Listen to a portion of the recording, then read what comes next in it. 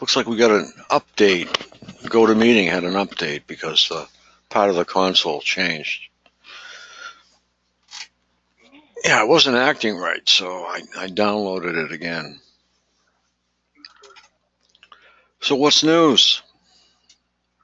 Not much. Yeah, not too much on this end either. I hope Angel comes on tonight because I need to ask him a favor if he can run a call next Wednesday because I'll be in the hospital.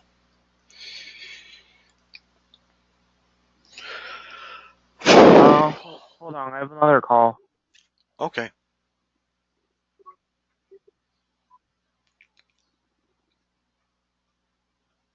Yeah, it looks like the three o'clock thing doesn't work for a lot of people. So I think what I'm going to do is revert back to 6 o'clock because I can see 12 noon in California, uh, and I can see 3 o'clock Eastern time. People, driving home from work and stuff. So it's not working out too well. So I don't think we'll probably do that. I'll change the website accordingly.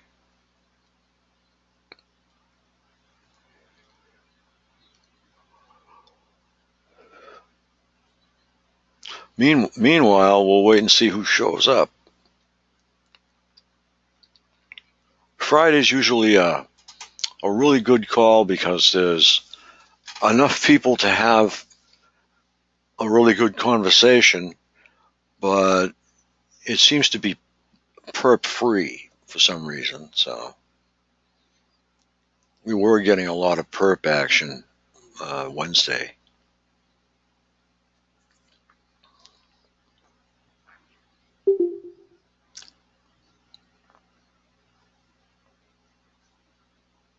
Well, I'm going to get some paperwork in order. Oh, in the future, if anybody comes and they see the site's open and they see that I'm unmuted, uh, there's a call, and just wait patiently. You can.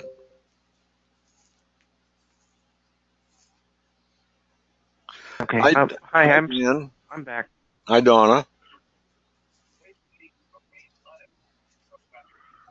Would you have an incoming?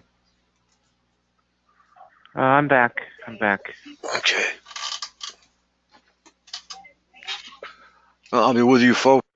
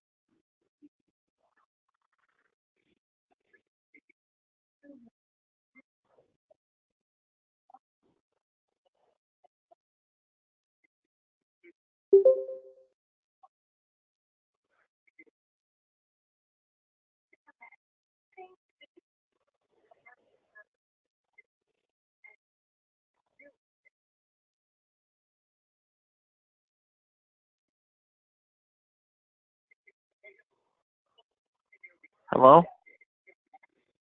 Hey, Kevin. Hey. We've got like 5 people counting myself so far. So Cool. Cool. This call usually brings some people this time of night.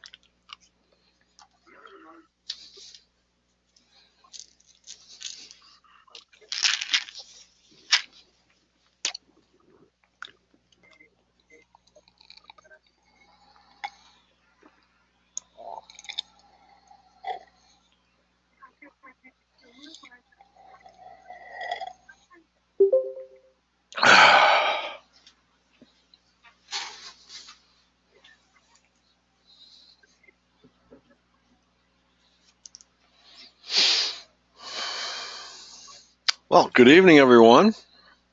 Hi, Frank. Hi, how you doing? Good. It's Sandy. Hi, Sandy.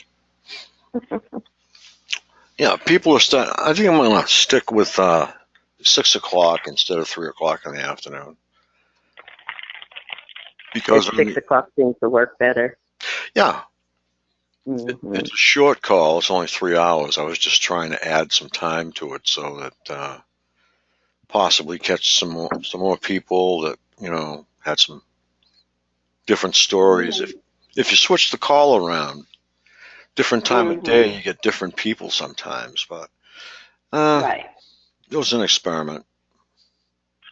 Well, you may do it maybe if it's on like a holiday or near a holiday or something, because sometimes at 3 o'clock people are, there's some people still at work or they're in the middle of their day. But if it's a holiday or near a holiday, more people are able to call in. Just a suggestion. Yeah, well, we have the Sunday tech call. I know, I keep forgetting about that. That's at 3, right? Actually, it's 3 Pacific time. Oh, actually, okay. Noon our time. Oh wait. No, wait a minute. It's noon our time, so it's 9 your time. Hey, say that again, Frank. Well, you're 3 hours behind us in California, so it would make it 12 o'clock here and 9 o'clock where you are. We tried it out at 9 o'clock, and 6 o'clock was just too much for, a lot of people. I'm all mixed up. I'm in New Hampshire, so I'm on Eastern. Yeah, so it's going to be 12 noon. Okay. Yeah, I got you. 12 noon Eastern. I got you. Yeah, I'll have to remember, because I totally forgot about that call. Yeah, it's a good call. We've got a lot done, but the last 2 calls, I think we've got sidetracked to the point where, I don't know, we weren't getting anything accomplished. Oh, yeah. That's a little, I don't know. That can get a little messy, because when you're saying it's a call for a specific purpose, I think it should just be for that purpose, because, there are some things that need to be paid attention to, so I don't know. But I don't run a call, so I'm just putting in my 2 cents. Yeah, well, what we were doing is one person would research, we'll say, satellites. Another person, like I researched ground-based radar. Mm-hmm. And the reasoning behind this is Dr. Lighthouse from the Massachusetts Gathering had a lot of interesting information about satellite surveillance. And he claims that we're in a 5-foot radius. That's what we're tracked in. And a lot of people said no, but I said, pick up your smartphone and look at Google. I mean, Google's got you within what? You can use Google Maps, and she's going right along with you, telling you where you're going to take your next turn. In 400 feet, take a right, And yeah. So That's entirely possible. Well, I'll tell you something that's a little interesting about when I lived in Florida. I was trying to call a particular party, a particular business, actually, in Ohio. And I was calling that business related because there were some things I wanted to find out relative to our situation. Right. And for the life of me, I could not get through to that business from my house. So what I did was, one day I was out and about. It was probably about, I don't know, I guess it had to be about 3 miles or so from the house. And I said, let me try to call now. That call went through like butter. I mean, so I was having some issues with my calls being rerouted and not going through, the normal stuff related, well, the strange stuff that goes on with us. But as soon as I got outside that little rain, I could get through. But when they found out I was making the calls out of the rain, then, they adjusted what they were doing. So you could be right about the, circumference thing there. Now, I don't know if that's relatable to the phone calls, but they certainly have had that covered. It was just amazing. Oh, I can see that.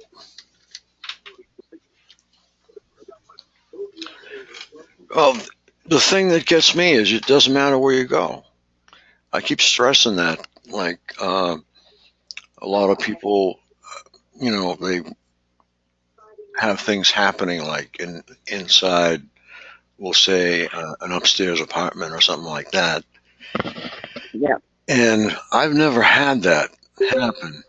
So I can understand how it would. But, I can drive, 300 or 400 miles and, nothing changes, And Oh, yeah. poor Brian, too, flies around the world trying to, Oh, my God, yeah.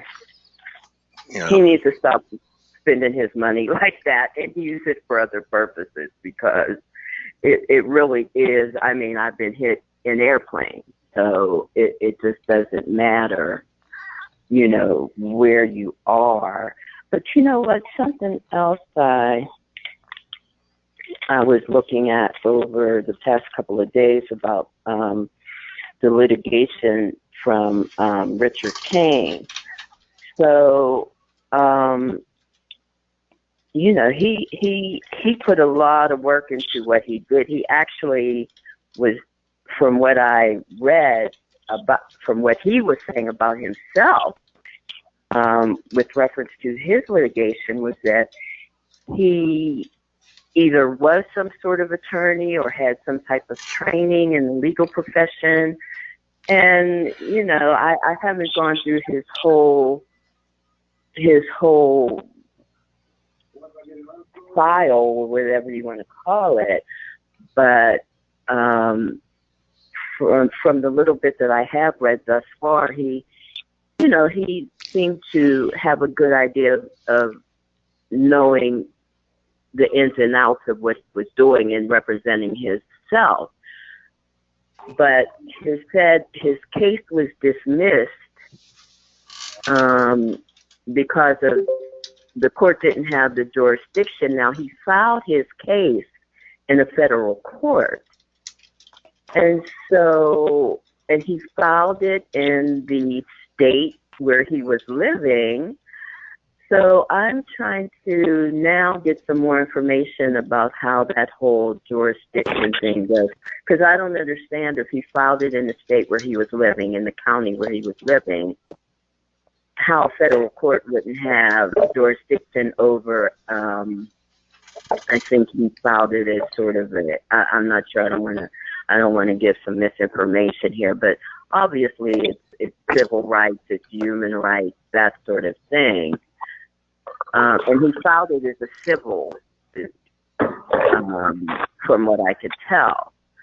So it seems, in addition to being stymied and having some roadblocks set up on getting representation, this whole jurisdiction thing is going to be a problem that we're going to have to get around.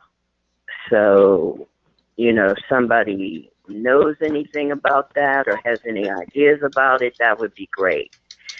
Because I just simply, just from the little bit I read, I couldn't understand it. Why it was dismissed on those grounds.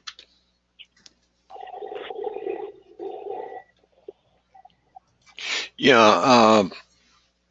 Okay. What was the name of that group on Facebook now?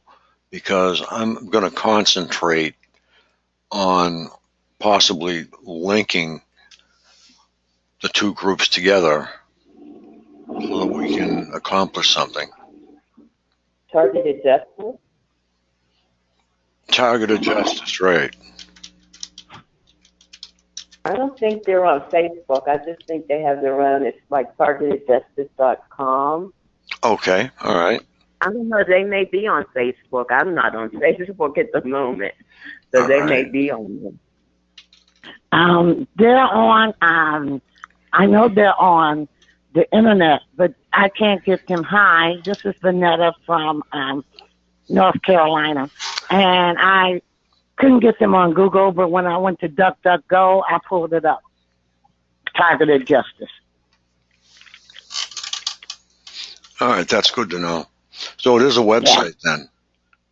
Oh, yes, it is a website. They're still working on it. And they do have email addresses of Doug Cruz at Proton, Doug Cruz, D-O-U-G, capital C-R-U-Z, at Proton, P as in Paul, R-O-T-O-N, mail, M-A-I-L.com. And I'm doing this off the top of my head. And I believe the R as in Reno, R, Lighthouse, at Proton, P-R-O-T-O-N, mail, M-A-I-L.com. And Midge Mathis, I can't remember her. She's at gmail.com. So you can email them. Mm-hmm. Okay, so we've got quite a few influential people there that would definitely be a great help. So if we can gradually put a case together and have people point this case, we'll see, I have an example of a case.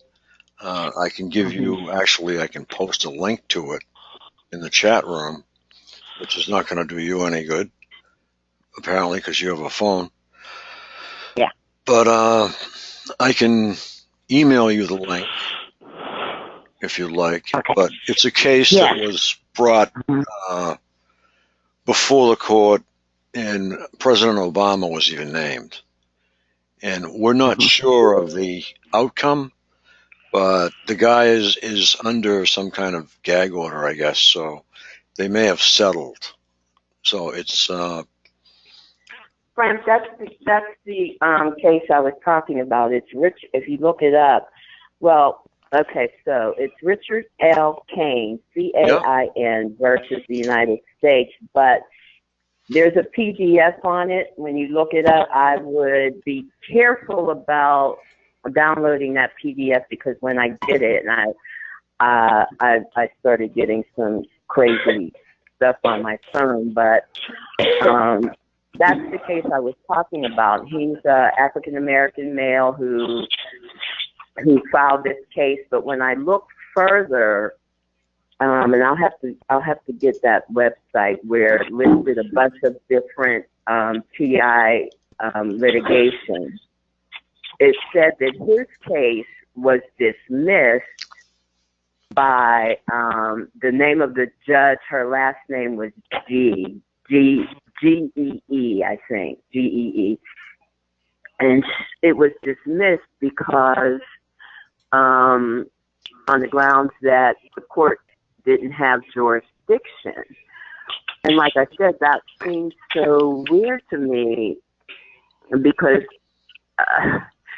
I just didn't understand that part. And I have no legal training whatsoever, but that's what I'm trying to figure out now, why that case was dismissed. Now, because it was dismissed, I don't know if,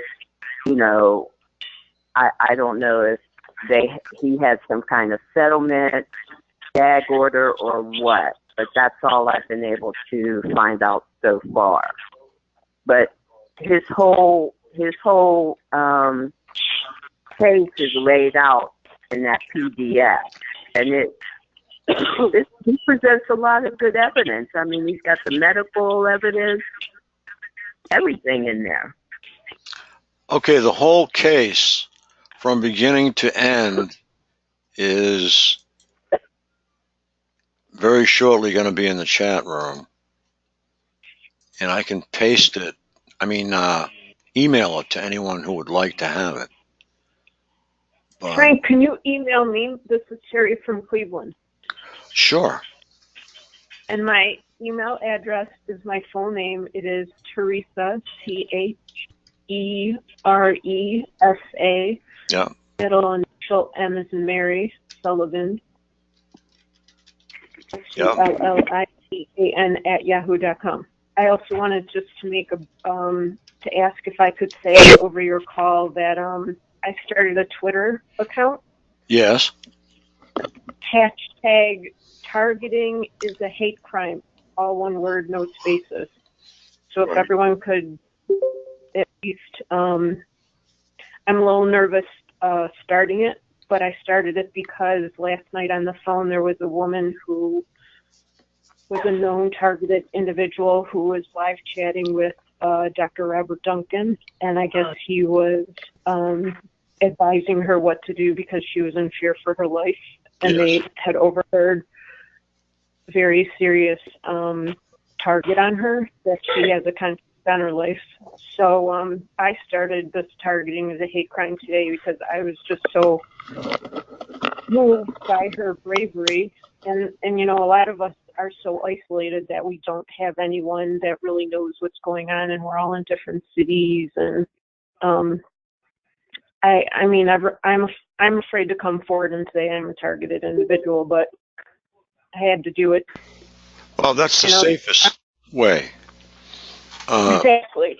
Yeah. I've been so quiet about it, and really bad things have happened since I even figured out I was targeted. In September, I only figured it out, and I've been going through this at least 7 or 8 years.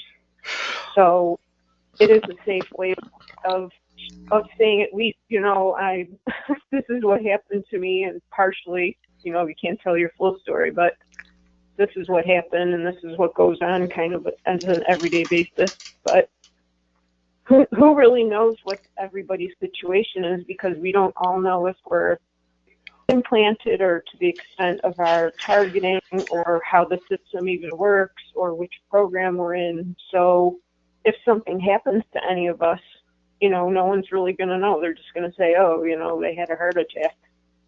But the lady was saying yesterday that, I think her name was Anne Marie Anderson, that she ended up in the hospital with a cardiac event. And I've had to do that. At least a number of times a year with a cardiac problem. So, and I do have cardiac issues. So, no one's going to know if anything happens to me. I'm so isolated. I haven't met up with anyone here in Cleveland. I talked to a couple of people, but that's why I did it. I did it to, I know it really doesn't protect me, but I guess it gets it out there in some way. So, again, it's hashtag targeting targeting, ING, is a hate crime, all one word. All right, hold on a second. I'm trying to get your, actually trying to get your email out there. Okay. Did you hear that last night on the call? That was pretty moving. I mean, it's beyond moving because the woman was so terrified. May I say something? Hi, Susan. Hi, Frank. I went on Ella's calls too because of Susan Olson. She's from Long Island, and so am I. So I wanted to hear her story, but I don't think Ella yelled it out. She was in the chat room. Anne Marie Anderson. She was beside herself, as we could tell. She just got out of the mental hospital, and she was not talking to Dr. Robert Duncan, because Ella called him. Because we were all saying, Ella, what are you doing? The woman is distraught. Everybody in the chat room was saying that to her. So Ella says, I'm going to solve this. She called up Duncan. He said he wasn't talking to her. Yeah. Oh my gosh, are you kidding me? That was all up. Oh yeah, you could ask Ella when she goes back on. When she go back Tuesday? Yeah, that's what she said. She was very upset because she cut out Susan Olson from Long Island. Yeah, she cut her out. I was. The lady so something was lying. She just got out of the mental hospital. That Anne Marie. Yeah. Well, so she had like a big time or something. You have to get the right information, and Ella didn't yell it out. She just told us in the chat room. That's all I wanted to say. I thought Ella said that she knew that Anne Marie and this Dr. Robert Duncan were but that has nothing to do. She wasn't corresponding last night. She was lying because she was mentally ill. Goodness. That's what I'm trying to tell you. You know, Ella was very upset that she let her talk because she got hungry. Yeah, she has to learn. We all have to learn, you know? Oh, my gosh. That is so terrible, because I even mentioned it on Twitter. Out. I had to come in and say, you know, I don't know how long I'm going to stay on the call, but I had to make sure you get the right information. The woman was distraught, and she was not talking. She was not talking to Dr. Duncan. Oh, my goodness. Thank you, because I was on that call last night, and she was distraught. And Susan even pointed out that she was very hyper. And I thought something was wrong. Hi, this is Vanetta. And I couldn't connect the dots. And you're right, I've been upset about it all day, just like Teresa. And I prayed about Anne-Marie, but something was not quite right. And I couldn't put my finger on it. I just didn't know what it was. But thank you, Long Island.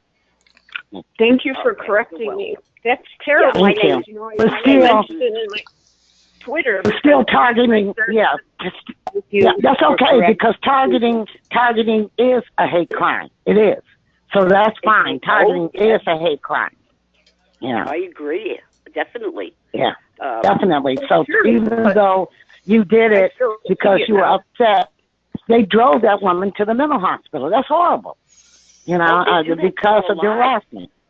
Yeah. Oh, yeah. I don't know everybody, if they could. Yeah, I mean, I wasn't driven to the mental hospital, but don't think they didn't try. Me too. You know what I told them? They tried. I'm very orientated with the law. I said, get that F off my property. Right now, because I'll call my lawyer, get off of my property. They says, I have a 5-foot fence. They says, we'll hop the fence. I said, just try it. You see my door? I'll be right in my door because I was in the yard, and I'll be calling my lawyer, and I'll be suing you personally. Oh, they left. They tried. Yeah. But I knew there was something wrong with that call. And I knew there was something wrong with Ella, the way she was responding, because I did wonder why she did not cut Anne Marie off, put her on mute. I did wonder why she did not put her on mute. And Susan pointed that out, too, that she was very hyper for a heart attack. And I thought so, too. I work in healthcare. I said that this is the most lively post-heart attack person I've ever seen. Yeah, no, she didn't have no heart attack. They got her in on a mental charge. That's what they did. If they can't get you in on a mental charge, they'll get you in the jail system. Because that's what they did to me. Yeah, I was in the jail system where you got to pay lawyers and crap like that, and then you win after you go broke. I mean, because they don't show up. I know. Well, lawyers refuse to take my case, but let's refocus on what Frank was saying. But thank you so much. I'm so sorry to hear that about it, because my understanding, she was a very bright lawyer. You know, did a lot for the TI community. Well, I'll tell you the truth. I was upset because Susan Olson comes from Long Island, and so do I. And I'm in Suffolk County. She's in Nassau. And I'm going to tell you something, and it's no secret. It's frightening. I could have told her, oh, hello, I'm, your neighbor 20, 30 minutes from you. But, oh, no, I won't. Because Nassau County is the worst perps that you could have. I thought it was... So I think I got enough with mine. Yeah, you don't... Yeah, you don't want to bring on, any additional... Oh, my God, no. Okay. And what's your name again? I've heard you on the calls many times. I recognize your Long Island accent. My name is Susan. Susan. Hi, Susan. Yeah, I graduated from Long Island. I'm telling you, Long Island University. So, hi.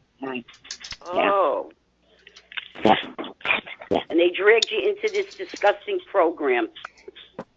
Well, that years later, yeah. But I'm a retired social worker, and I was talking to the other TI. We social workers wear a whistle around our neck, so that just. I know I was targeted because I have a big mouth for several things, So what? It means I was doing something right, and I'll still speak up. I'll still speak up. To the day I die. That's, my mama didn't raise no coward, and our freedom is only ensured if we do speak up. Yeah. Oh, yes. Silence equals death. Okay? Okay, Teresa, that's on its way to you. You should have it now. Thank you. I'm thinking about deleting my Twitter account now because I was pretty honest about my own situation. Don't. I'm a little worried. No, don't do it. That's one of the best things you can do. So Anne-Marie is a fake? No, she just was distraught. That's a nice word to say. She came out of the hospital. She was distraught.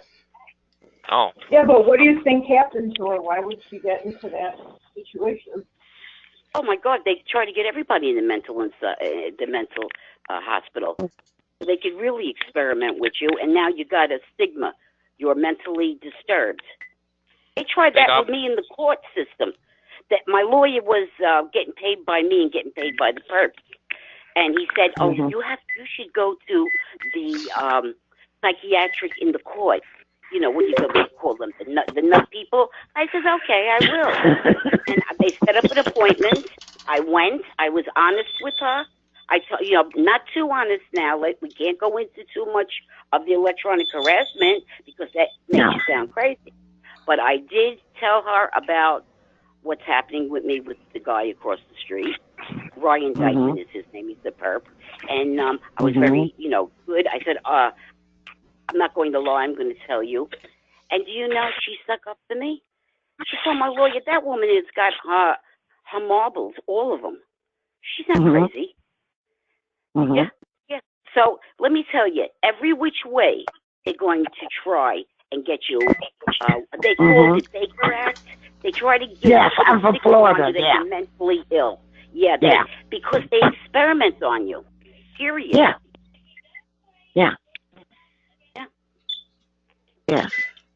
So I don't want to take up your time. I just had to say that they try. Thank you. No, Susan, anytime. If you'd like to elaborate on that, feel free. Well, it's great to hear from you too, by the way. I was getting worried about you.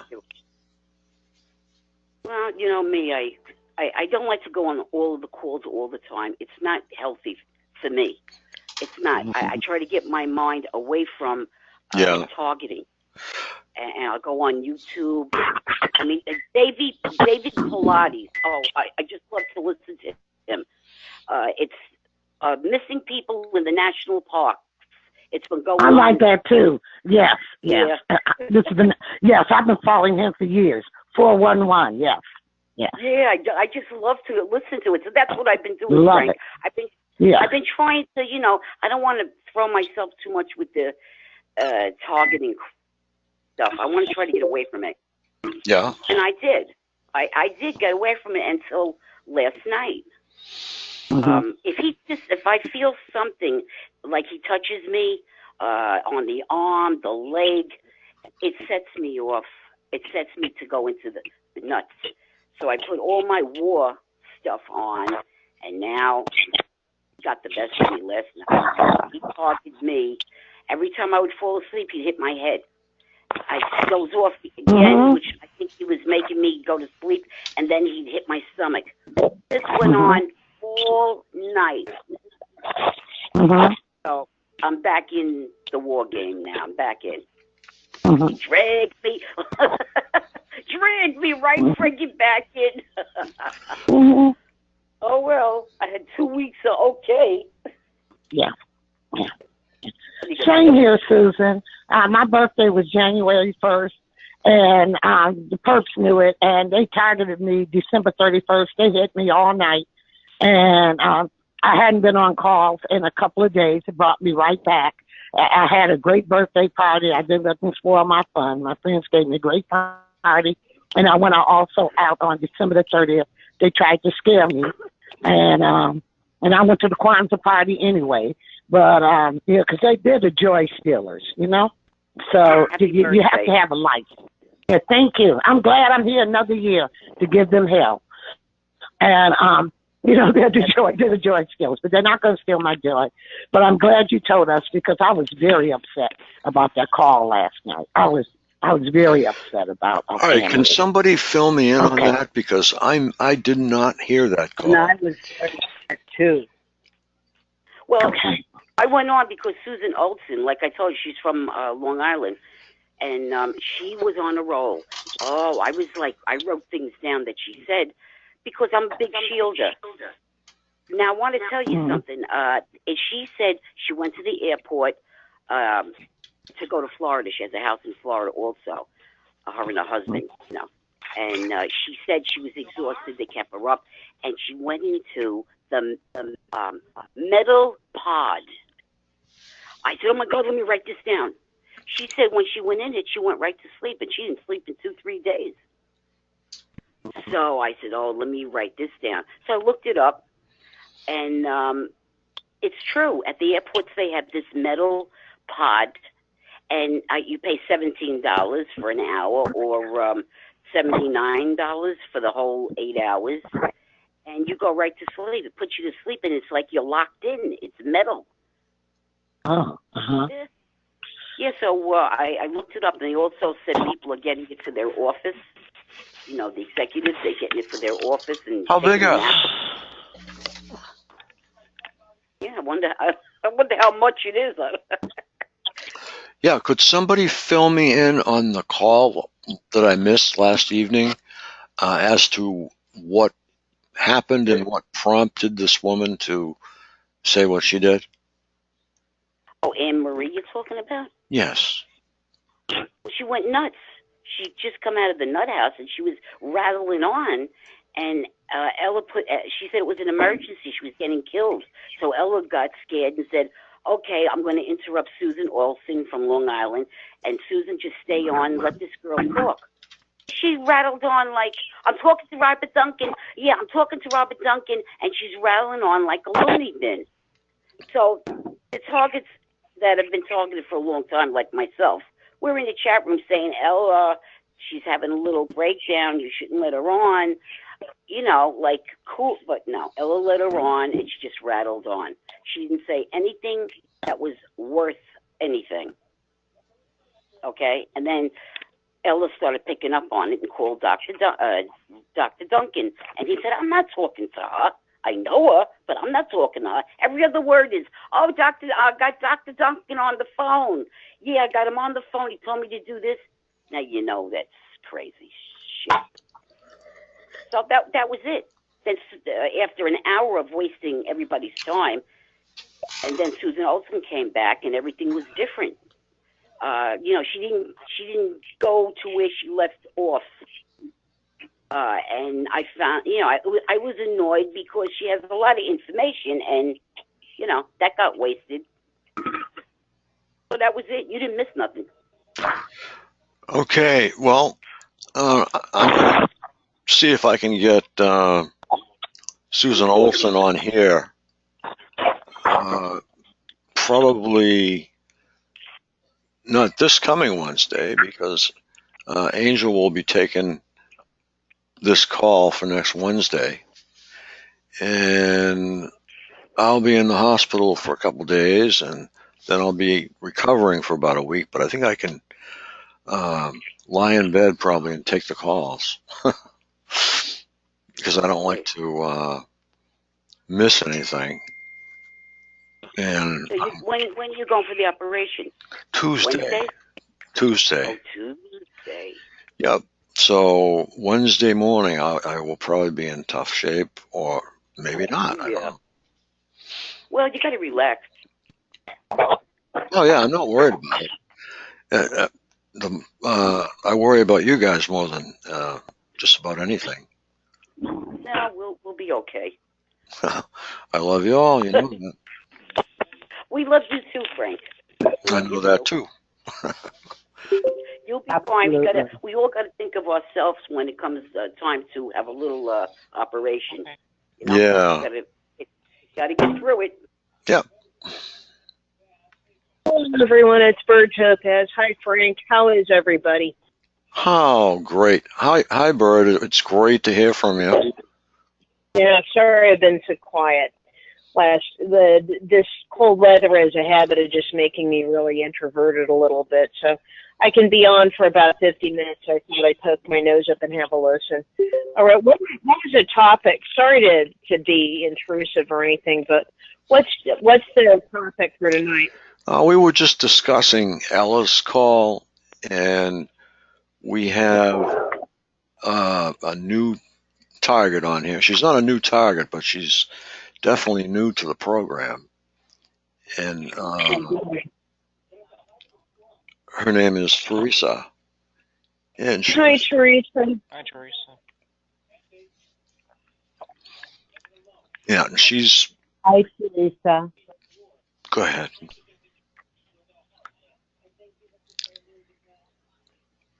Oh, I thought she was going to say something.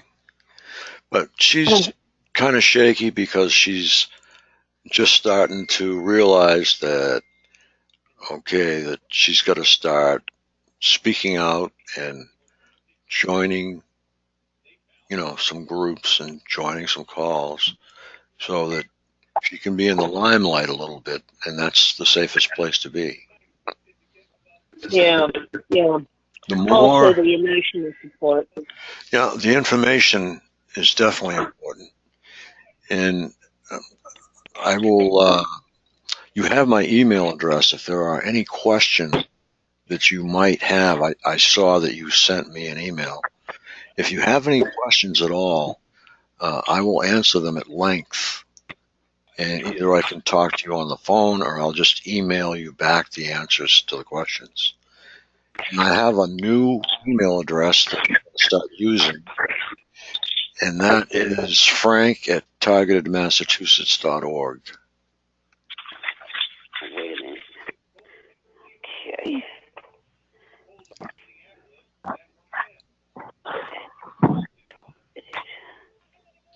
The other one will always work, though. That's the whole word, Massachusetts? Yeah. The whole word? Yeah, but you'll only have to write it once, and then you'll just have a link. Okay.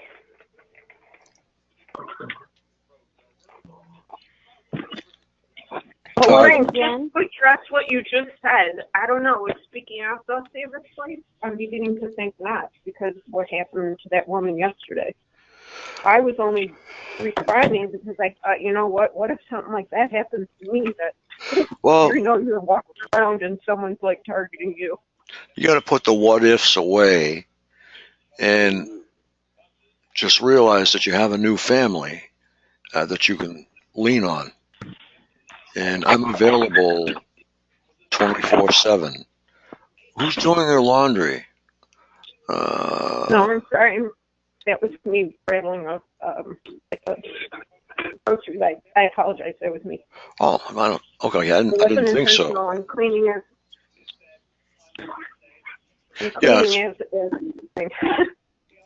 Yeah, you're sounding more calmed down than you were when you first got on, but you're doing the right thing. Anyone on here will tell you that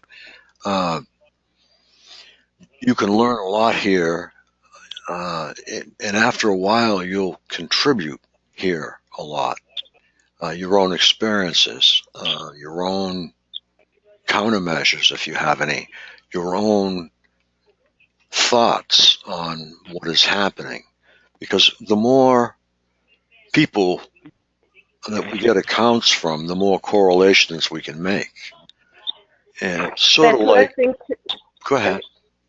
I apologize. I didn't mean to speak over you. Oh, that's okay. Go ahead. Oh, please. I apologize. It's okay. It's your call. It's not my call. I just open the door. It's your call.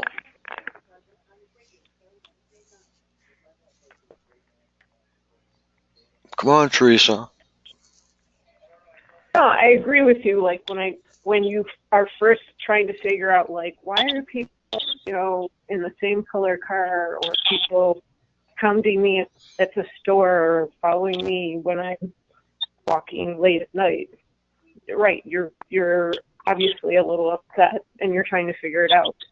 Like I said, I only discovered I was a targeted individual in September, but there's so much to learn from that point, Yeah, you also have to realize that in the first stages, they put you into a deep state of paranoia and they leave you there. And you will think that everybody around you, everywhere, is out to get you. And that's really not the case. There may be a couple, okay, but it's not everybody. So you have to understand that, and you have to understand too that when you're in a public place, you're very safe actually, because there are a lot of guys there that will, come to your rescue and help you. There are people there that'll help you. So it's what I don't like to see is people to become totally isolated and resort to their bed and just stay in their bed 24/7. That's dangerous because. Well, that's what I was doing. I was kind of hiding out and staying at home and doing home things like cleaning and doing laundry, but you can only do that so much. It can't work. So I haven't physically met up with anyone in Cleveland, so my only information is from people on the calls. Okay. And honestly, I was terrified listening to that woman yesterday. I thought, oh my gosh, someone help her. Oh, well, you see, she probably just fell apart, too much strain. I don't know how new she is, but apparently it was just too much strain. Everything got to her all at once. What do you think? Your ultimate opinion is your ultimate opinion, Frank, to be quiet until this stuff to light in a claim, or to protect ourselves? No. You're not protecting yourself by being quiet. You're protecting yourself by being an activist and getting out there and, I will see who is in your area. We have one gentleman who's in your area already. His name is Clete. So we'll find out who's in your area, and I will email exactly who's in your area. And be cautious with who you call, because I would recommend an email first to see if it's answered, because a lot of targets just have given up on that. There's one guy in New York who's very knowledgeable, but he's very closed off and very cautious. So it's important to recognize that. Everybody has their own ways of handling this. And some people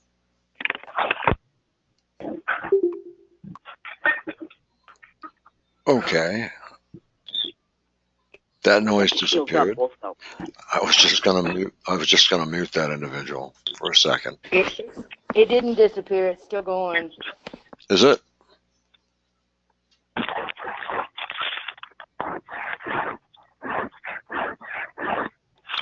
Okay, Therese, that's you. Oh, I apologize. All right, I'm going to mute the room, and those of you who want to talk can talk. If you want to speak at *6, when you're through speaking, if you hit *6 again, what you will do is mute yourself and allow the room to be totally quiet for the next individual to speak. The next thing I'd like to speak on is something that we all do every once in a while when we get upset, and that is to swear on the call and use some real below-the-belt stuff. We lost a listener who was a little bit too uppity, I guess, for what Mark was saying on the call Wednesday night. And she sent me an email, just take me off your list. And she privately sent me in the chat that she was very disappointed that this gentleman said that and she wouldn't be back on the call. Well, you know, there's two ways I can look at that. If it's all it takes is one person saying a swear on this call, you don't want to be on this call, because you're going to have people calling up here that are screaming out of control, like something like last evening that I didn't get a chance to hear. And you have to go with it. I mean, we've had 2 or 3 people all together at the same time trying to help one individual on the call get a grip. And sometimes it's really hard to do. And we have one woman that I haven't heard from for probably a month, and her name is Linda S, I think is her last name, begins with, and she's the one that came on, and she was always distraught when she came on. Remember her, Susan? Oh my God! You know what happened to her? What happened? 70% of her body is burned. She's in intensive care in the hospital. 70%? 70% of her body. She said she lost everything. Wow. So the fire started in her apartment, and that's all we know. She called us up from intensive care. Okay, so, well, at least it wasn't a microwave burn, but that's a bad way of looking at it, but that's what came to mind immediately. I didn't realize she was in a fire. Yep, in her apartment. Yeah. So did she wake up to it, or? Oh, that's all she said. She couldn't stay on because she was missing for about 3-4 weeks. Yeah, I figured a month. Yeah. Yeah. So she just wanted to tell everybody. Yeah. She said she was found a few weeks ago, like your friend just said, with a gas can and a lighter. And she was taken to the court, and then they released her after like a couple of days, and then I heard she we don't know if it's accidentally set herself on fire, and that's why she's burned like she is. That's terrible. I've seen footage of that on the news, actually, people doing that. And that's terrible if she was driven to that point. We don't know if it was, she was doing something else and stuff accidentally. She did that on purpose. I haven't heard yet from any sources that I believe yet. Yeah, we don't know how she really did it. I mean, that's a terrible way to go. You think she brought the gas in her apartment? She had a car, a rental car, before she got taken to the psych ward. She had a rental car, and she had a can of gas in the rental car, and she had a, what you use to light a cigarette with in the car, like on the console or something. And she told them up and down she wasn't. I forget why she said she had the gas, but you're right. What the caller just said. But then after they released her, and we hear about her getting burnt up, like she said, we don't know. We don't know if it was accidental or on purpose. Could have brought the gas in the house in her apartment. Oh, I didn't know that. Yeah, okay. She could if she had it in the car and they came to get the car. Yeah, but we don't really know. We got to wait and see if she calls back. Yeah. She did call into. I forget whose call that was. She called into. I think it was Neil. It was Neil's call. Yes. Yeah. That's correct. So maybe she'll call into Frank's call too. But she sounded, you could tell. I mean, I've visited burn patients before from fire, and what they go through is horrible. And so she did sound. She sounded really bad. Well, that's definitely too bad. We ought to get the name of the hospital and get some cards out to her. That's what I asked, and I think I even emailed or texted somebody, one of the moderators, see if they had any info on her, how she could be reached, but they never, whoever it was, I don't recall, didn't get back to me.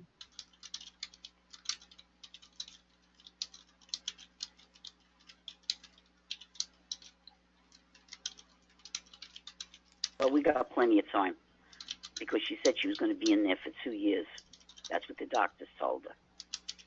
She's probably going to be into skin grafts and a lot of different treatments. Yep. I, for one, am going to be lifting her up in prayer. That's a terrible thing what happened. We don't know what happened, and I know people here are really good about keeping that in mind. But who's to say that somebody didn't plant the gas can and the lighter? Because after all, what a great way to make somebody look like they're crazy. You know what I mean?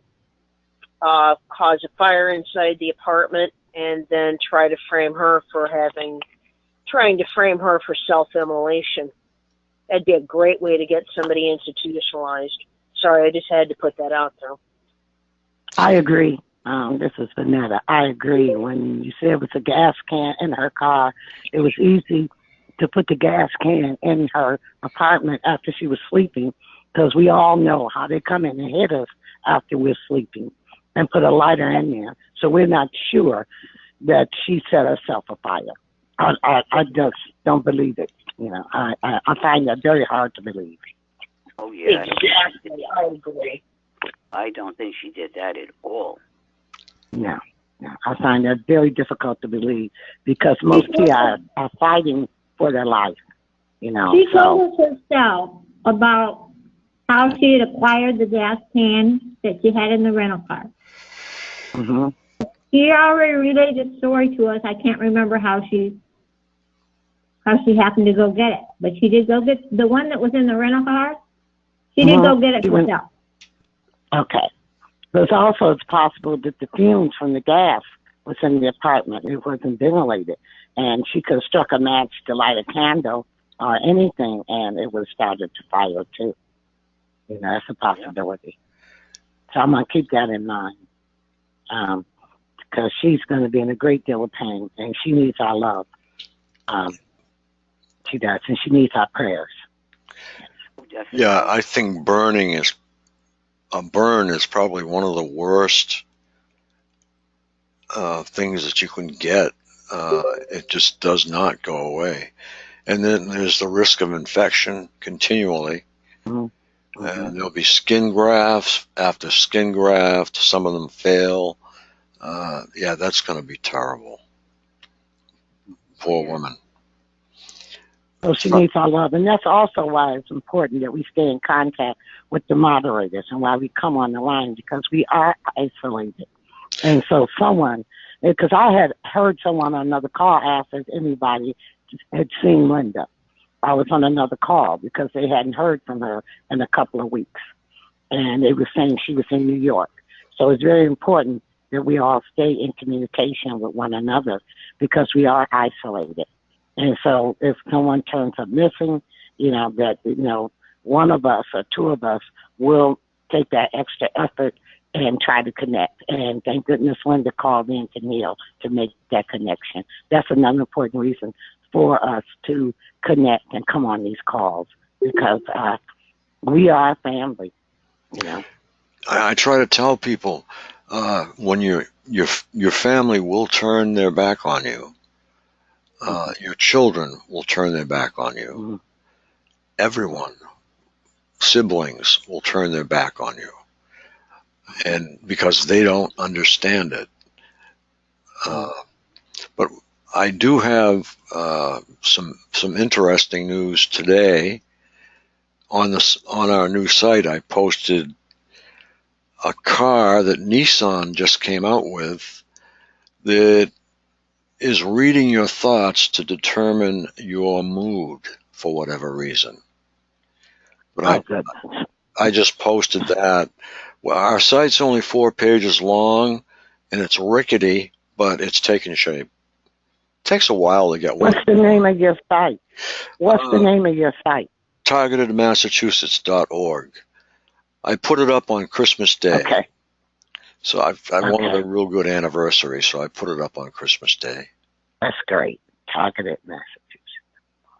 Yeah, don't forget it. It's .org, not .com, because you'll. .org. Mm-hmm. I also have the name .com if I want it, but it's another $9.95 or something like that. Mm-hmm. And I'm trying to think whether I think that's a year, so I probably should grab it before somebody else does. But yeah, it's going to be probably, I'm going to say, the most informative site that you'll run into when I get going, really get going on it, because I've also got posted on there the 3 family members who were sent to prison for life. That article is on there. This new Nissan article is on there with the link. And the cyber incident occurred, let me see, I think Newsweek has it. I put the Newsweek link in there, and you can search the archives, I think. But I have the original link somewhere. I'll find it. Unless it's been pulled. But I haven't set it up for phones yet. I have to set it up for iPhones and whatnot, and tablets. And I have not done that yet, so if you have a phone and you go to the site, it won't paginate properly. So you'll have to. Hey, Frank? Yes. Concerning the car you mentioned, who's to say that it won't be measuring other things besides your mood, and especially since new cars can be taken over and controlled remotely? I wouldn't trust any of them. That's the idea. This car, it shows a picture of a gentleman all wired up to the car with probably 1 point every square inch, or probably a half inch maybe. There were all kinds of transducers on this guy's head. So, and there's also that game that Barbara brought up and Susan brought up that actually puts a child in touch with the computer and the game via his brain. So these are all things that are disturbing. At the same time, they're enlightening people that this stuff happened. And if you add the event in Cuba, which is the next thing that I'm going to post, you're starting to see things come to the surface. And that's why I'm posting these particular articles. I'm only posting articles right now that are supporting this whole thing coming out of the water like an iceberg. And there are so many articles. I've forgotten how many great articles there are concerning people coming forward with these stories, and they've been proven to be true. And these court cases, I have some court cases I'll post, and a lot of these have been tried and failed. But every time one of these cases is tried, whether it fails or wins, it's a point in our corner, on our side of the board, the win side, because it's a statement. It means somebody has gone to the trouble of hiring an attorney at a great sum of money, gone to court several times probably, and to have this case pleaded out, or I shouldn't say pleaded out, but so to spend that kind of money and that kind of time, the judge looks at the case and he says, okay, there's got to be a little bit of doubt here, and he still fines for the government or for the plaintiff, but at the same time he is waking up to the fact that, okay, this stuff is real. It's not for the bunco squad. This stuff is real. And that's what we're starting to see. And it's all coming out right to the public. And unfortunately, I don't like to see the children or teenagers in this case with these games that employ a device that fits over your head. And so their brain waves are being monitored through this game. But through this game, where else are they being monitored? They're probably being mapped right now. Well, Frank, can I add something to what you were just saying about the children? Because as you know, my kids are involved now. 2 of them are adults. 1 is still a minor. But what I noticed happening here is because we don't have Wi-Fi at where we live at. I don't even have a television in where we live at because I think that something very, very ugly was going on when I lived in Florida with the television. And I can't be sure of it because I don't have the technical knowledge to be sure of it. But let's just say that I hope there's not any pictures of me or my girl. I mean, just an innocent thing. You know, you turn the TV on in the morning, you're listening to, you know, the weather, or you're listening to one of the morning shows or something, and you might be getting dressed. You know, and like I said, I can't prove it. I have no way of proving it, but I really, really hope that there are no photographs out there somewhere floating around. But that's not actually what I was going to say. I was going to say that in our case, because I have my youngest with me, and we moved from Florida, as you know, to another state. I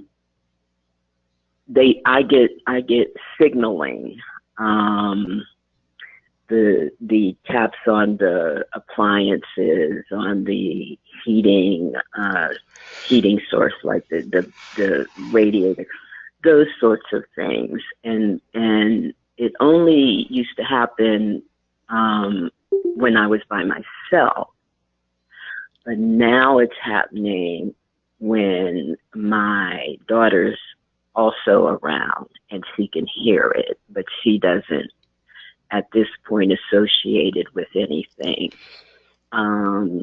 other than, because it could be like, things make noises, your refrigerator makes noises, your house creaks, blah, blah, blah. But it's sort of a grooming type thing, it seems to me, like what pedophiles do, and they groom their victims. So this signaling has ratcheted up to where it's happening to, where she's in the room. We're both in the same room, and I know what it is because I've been dealing with it, and I understand what that is when they make those sounds. I have an old phone, like an old cell phone that hasn't had service and I don't know when. And that phone will light up at certain times if, let's say, I have a radio on and a phrase will come on the radio that they want to try and get a message across to me. So it's also that type of signaling that's going on. And as I said, what I've noticed about it is that it's sort of like a grooming pattern. It's so, just disgusting. What's happening with these kids. And like, she was 13 when I first noticed what was going on with me and then subsequently with her. And it's just, and I won't have any type of virtual reality game or anything like that. That's out. That's out of the question. So, with regard to the children, which has always been one of my main issues about this, it's very difficult because, she has to go to school every day. You don't know who they put in that school. You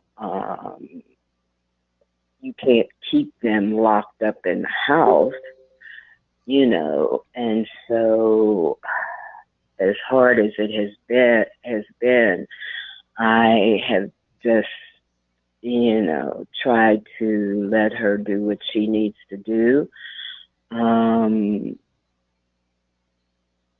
But at some point you have to broach the subject. And I have previously with her, but just to a certain degree. But at a certain point, because with her, I was an older mom. I'll be 60 this year. So at a certain point, you have to let them know that this thing is going on, because I'm not going to be here, forever. And I don't want her, or any other child for that matter, thinking that they're delusional or, because, at the very beginning, I think all of us have been at that point at one time, when at the very beginning, and you first notice that some strange things are going on, and then you notice some very strange things are going on, and you're like, wait a minute, is it me? So I certainly can't have that happening, and I have a daughter with a chronic illness, a serious chronic illness, who is an adult. And it's just a terrible situation that we're put in, both trying to be the protector, but also having to be the person who puts this thing out there before them, and having to be very careful about it and very credible about it, so that they know as they get older, no, it's not you. You're fine. You're fine. This is not fine. And it's what's being done to you. So, I think they're after you. They're not after your daughter. They're after you. They seem to go after the seniors. By extension, your family is also involved in different ways. Some family members are involved to the point where they are actively targeting their family members. I've certainly heard that. Some family members are targeted themselves and are unaware of what's happening. They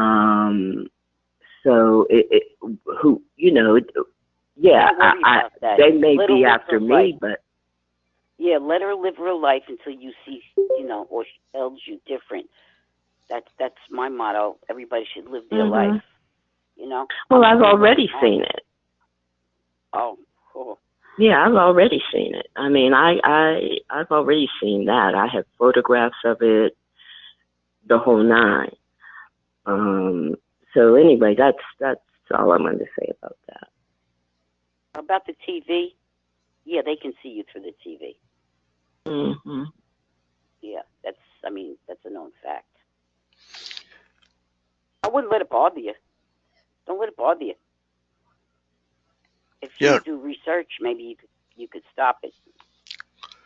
We had Karen Stewart on Wednesday night. A lot of you were here. She went through all the incredible stuff that she was going through while she was staying with her mom in Florida. And one guy actually came up to the front door, knocked on the door. She opened the door, and the guy smashed her in the face and broke her lip apart. And so she's up in arms. She's got lawsuits going, and we're putting up some funding sites for her because her attorney's fees are getting way out of hand. And that's why I'm hoping that we can, fund a foundation before too long so that we can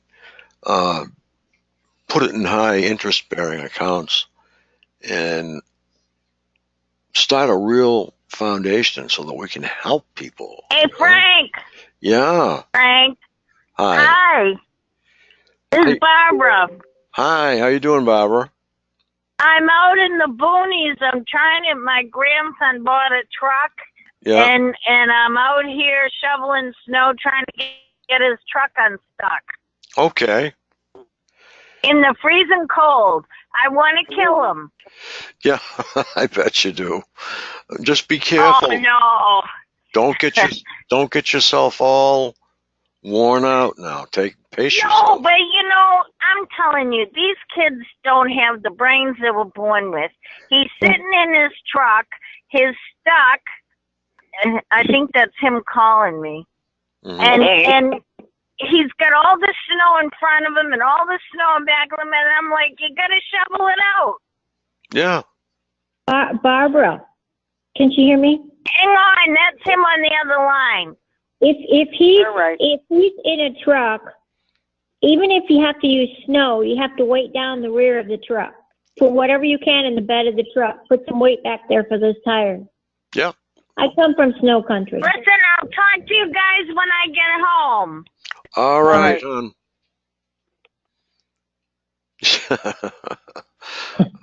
She's always getting in the middle of something. May I say something too about Karen Stewart's cases? Yeah, don't forget to emphasize that the suit was turned on her even though he was the one that aggressively Exactly. came up.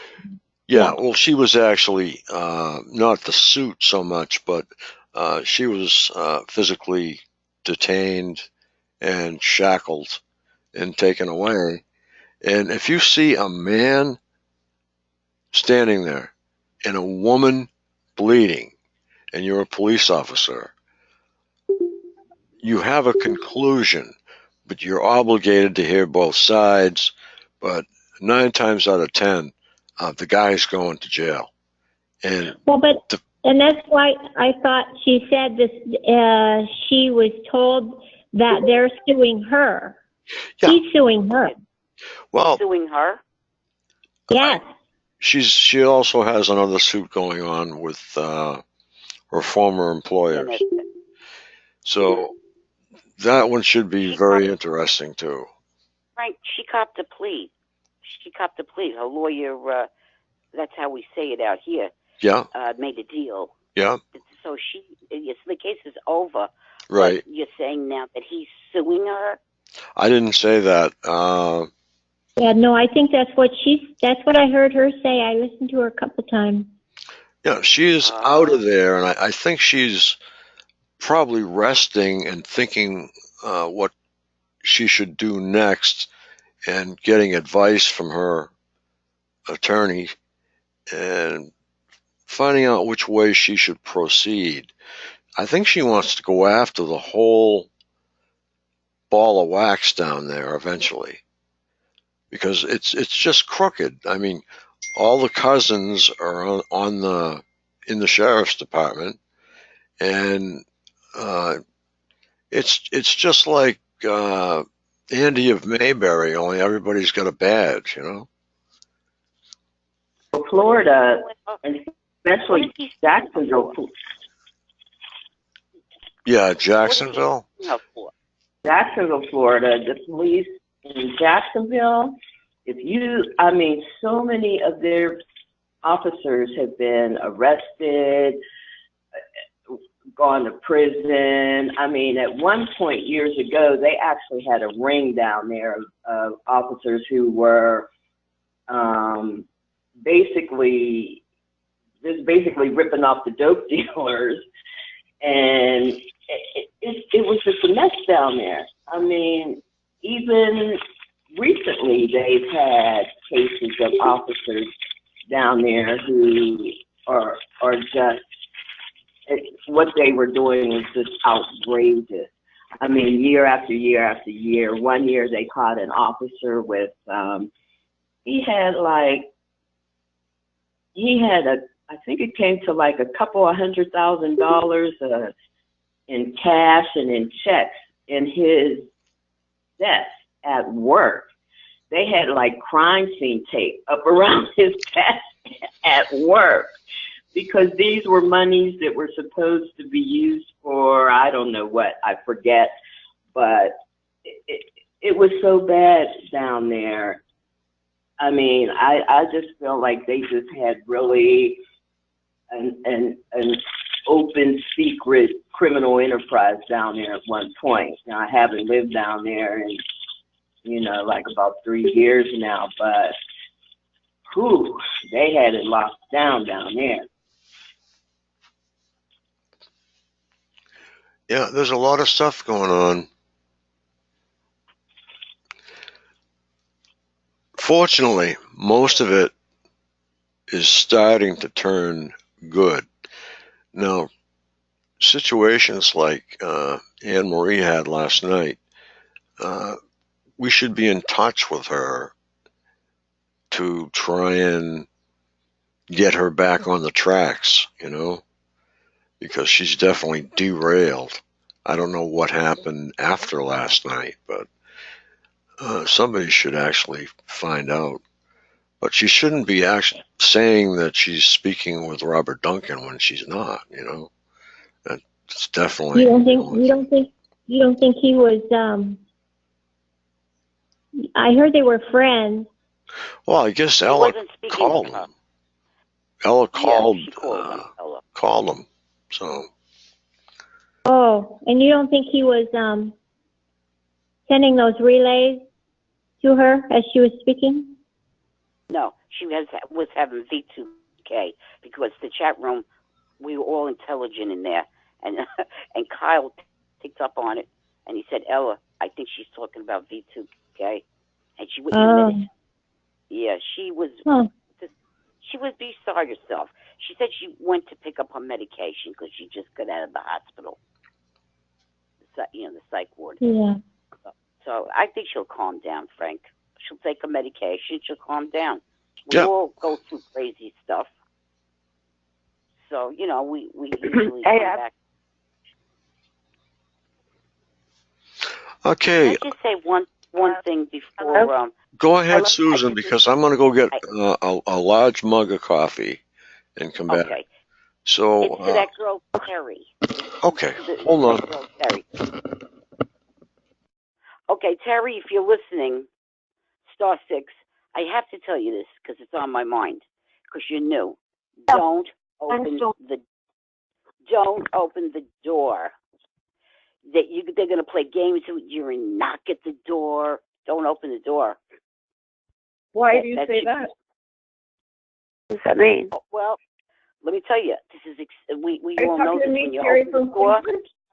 This is what happens when you open the door. There could be a cop there with 2 cops with a lady cop, and they're looking to take you to the nut house. They'll make Bingo. Okay, that's a priority. People talking. Oh, okay. Well, I'm Terry from Cleveland. Oh, okay, Terry. Did you hear what I said? Don't open the door. Always look through the window. Don't open the door because they'll play tricks on you to try to get you in the hospital. They'll call the cops, say you're nuts or something. Just don't open the door. Okay? Anytime police come to the door of a Target, it's never going to turn out good. People are talking over each other. I'm asking. I was just saying she's right. So don't answer the door. Don't answer the door. Be very cautious. Yep. And the other thing is you're going to have to learn. You're going to have to learn how to shield. They're at the door to 5150 you or Baker Act you. That's what they're at the door for. Yeah. Oh, yeah. Why would they do that? They either want you to commit suicide, or they want you in a mental institution, or they want you homeless. One of those 3. That's what they want. Who's speaking? Ann from Massachusetts. Who's speaking right now? I said Ann from Massachusetts. Oh, hi, Ann. I didn't know it was you because I think Barbara's talking. I miss Terry. Yes. I'm sorry, Terry. So 2 people are talking over each other. Yeah, but there Don't worry about that. Just because we want to help you so badly. Yeah, no, stop talking. We just want to give you some pointers because you're in for a shock of your life. So you start shielding up. You got to. Why do I say that? Because I'm a targeted for 13 years, and I'm trying to help you out. Shielding will save your life. Shielding it won't stop it entirely, but it'll take the brunt of it. Yeah. Where you can go to sleep, or you can clean and you're not getting tortured to death. It takes the brunt of it off. That's why I say that. I can't protect myself. It's radiation, and it's some sort of like pulsing, and it's some sort of like burning. Yeah. We know. The radiation is non-ionizing radiation, so it's not going to kill you at first. You keep getting it, probably turn into, you could. I don't even want to say it, but when you feel the radiation, you're feeling the frequencies and the pulsing. That's why I'm telling you to shield up. Start learning how to shield. That's all I want to say, and don't open the door. Yep. Excellent. Hi, Susan. Susan, this is Barbara. How are you? I was good. You was good? Almost. Yeah, we're starting. He's starting. He really hurt me bad last night, the whole night. Yeah, they're picking up on me too, so, as the holidays are over. Yep. Can I speak? What? Let us speak. Can I share something? This is Shannon from California. Sure. Hi. Hi, Susan. About not opening the door for the police. My neighbors on Christmas Eve.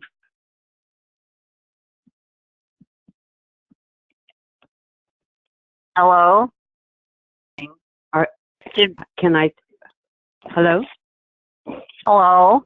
And 8 police officers came to my door, and they came in and they surrounded me in my living room, and they pumped me with questions. What is your name? What is today? What is the date? You don't have to answer them. You just have to tell them, I am going to call my attorney. I don't have to answer your questions. You don't even have to answer the door either. Excuse me. Don't Can I answer the talk? door. Can I share? Let her finish. When you have 7 or 8 officers in your house surrounding you in a 25-foot living room, and they're pumping you for questions and saying they want to know what you ate and they want to look in your refrigerator, and I says, what's going on? And later on, they said, no, there's nothing wrong with you. They left, and downstairs they were talking, and the woman that's never even met me in over 2 years, she was telling, officer, what are we going to do? I never even said anything. So be careful when you answer the door, because if you're not together, they'll take you away, because all these officers were ready to handcuff me and put me in incarceration. That's why Susan said don't answer the door. Right. Right. Do you think that it's because what I wrote on Twitter? No, what did you Because write on we're Twitter? a target. As soon as we get put on the program, as soon as we become a target, we are up for all this crap. Right. That's right. And that's why it doesn't matter When I if you're first sane. moved into my mom's last year, the police would come and wait at the driveway, the bottom of the driveway, like 6 cars. It was very scary, and I would say to my mom, why are all those police cars there? Because I didn't know I was targeted. So it was very scary. It always is at in your first. house is scary. Very Memoir. scary. What? Memoir, I really appreciate you speaking up and saying that you don't have to answer anything. I need to hear that again, you know? You If don't. they do, You don't. Right. You don't have to say anything. All I'm going to say to you, pal, is I'm calling my attorney. That's where That's right. You don't even have to say that. You have the right to remain silent, because everything you say will be used against you. Just tell them, listen, everything's fine. I'm taking the 5th. I'm not even going to tell them What's that. the 5th? If they speak to me, all don't they say get is anything. silence. You make believe you're not home. I'm not home. That's right. That's what I'm not home. If they get your landlord to open the door, you say that you were sleeping heavily. That's what you say. Yeah. Then you say nothing else. Tell them you're out shoveling snow. Can I just say something about that? I think that what Barbara said was absolutely right. If someone is coming into your home, if a police officer or officers are coming into your home without a warrant and asking you anything, it's like, no, and where's your warrant? And I'm not answering anything. In fact, I'm placing a phone call to my attorney, even if you don't have one. Just say it. Where's your warrant? Show me your warrant. And just one more thing quickly, please. You know, we need to be mindful of what we're saying, because, you know, when you don't answer your door, why should we limit ourselves to, because I don't want to be, you know what I'm saying? You live there, whether you're paying a mortgage, whether you own the house, whether you rent. That's your residence. You have a right to open the door to wherever you're living. You don't. No, you don't. You have no right as a target. That's right. You do have rights when you do have rights. No, you don't. Not as Target? far as the cops are concerned. Yep. Yep. Listen to her. I'm not talking about what you have. You still have rights. You have human rights. You have civil rights. And if you limit I agree. What they want you to do is to limit your own self. So when you're saying not open the door, why would you not open the door to where you, unless you just don't want to open it? Because I'm not letting them in. They're going to have to bust that door down in order to get in. And then if they ask me any questions. Let me just say something. Okay, one at a time, guys. Okay? Listen. You're having a cop come in your house. He's probably got a high school education. They're there to evaluate you to see if you're a danger to yourself or someone else. This is the main focus of what they're there for. Yep. If you don't want anything to do with them, tell them, listen, where's your warrant? I'm going to call my attorney right now. And in my case, I want to speak to them. They want me to get that. They will get a close And then door. ask them, Leo? You have a high school. What did you go to school? Did you go to school for high school or college? What education do you have that you can evaluate me? Barbara, you can't talk to the police like that. They will take you Yes, away. you can. Yes, you can. No, you can't. I talk to them every time like that. I talked to them outside like that of my home when they was sneaking around and there was a gate. You know how I talk to them? Like that. I talk to them, yes, sir, no, sir.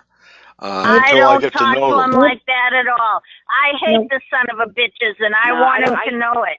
Well, there's certain things you can do and certain things you can say with the cops because they can pull you in. And they'll They're find you Nazis. pull you They're in. Nazis. I called them Nazis one time. I called them Ku Klux Klan. Yep. I don't want nothing to do with them. They're crazy. Yep. That's why I told them not to open the door. Always speak to Right. see who's there. That's the reason why. You don't have to think of nothing. Just don't open the door. Yep. It could be a perp too. And you know what they do? They can throw Frank. something at you. How are you doing? Good. Hi, You're a bunch of Nazis. This is Beth from Florida. I've got a comment, if I may, just for on the subject that was just discussed. Sure, Beth. For the TI community, we all need to act very calm and use our intelligence in this thing. If we start acting out, if we start calling cops names or anybody names, it discredits the community. That's the last thing we need. I feel the same way all of you do. I'm not saying all the cops are bad. I agree that I've seen a lot of bad shit go down the last 2 years where a lot of them have gotten away with stuff. But I'm just saying, in our community, in relation to us, we need to protect. It's not just ourselves. It's the entire community. When you think Yeah, of well, other you know people, something? I went on Ella's call last night, and I wanted to share something very important with the community. And do you know what that bitch did? She muted me, and she wouldn't let me tell the community. And I told her it was very important, and the only reason I haven't been on her call is because she insulted the hell out of me with Kate Ryan, who's another fucking asshole. So the community can go fuck itself. The community thing set up. can go Mary. fuck itself. Barbara, you know, if I could say Barbara, people who are Mary. Okay. One at a Hi. time. We don't have to get all upset and swearing and all this. We just had a caller leave, or pardon me, 2 callers leave. But that's not the idea. You should be able to converse like you do on Mike Mason's call. Nobody ever raises their voice on Mike Mason's call. I like that. And that's the way it should be here. Just discuss. You've got the floor as long as you want it. Nobody's muting you or will mute you. You have the floor when you want it. So just discuss. That's all I'm going to say before I... You know, Frank, for years, I gave the community everything I had. Everything that I found, I shared with the community. And you know something? Nobody ever appreciated what I did. I got muted on every call, from Derek's call to Ella's call to Linda's call to all of them. Well, you know And what I I never discovered? did anything. No, wait a minute. I never did anything wrong. I always gave good information and put it out there. Barbara, And what I've everybody discovered, turned around and muted me. what So I've I don't discovered, care about the community. I What don't I- care about the community anymore.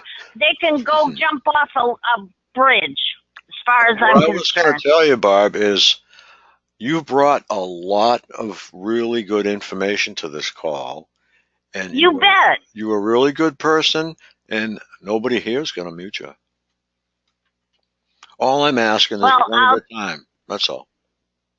Well, I'm just telling you why I don't care flying I know. puck for the community. May I say something? You know to something? That's why I'll go Barbara. over. I'll Barbara. go over.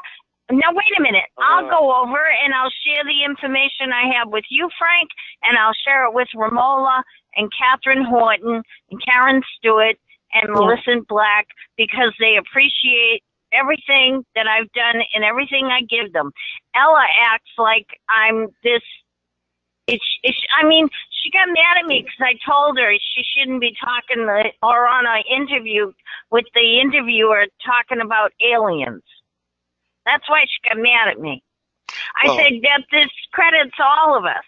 Keep your aliens to yourself. Don't go on calls where they're the interviewer's gonna butt in and start talking about aliens like you're part of it. No, we don't need that.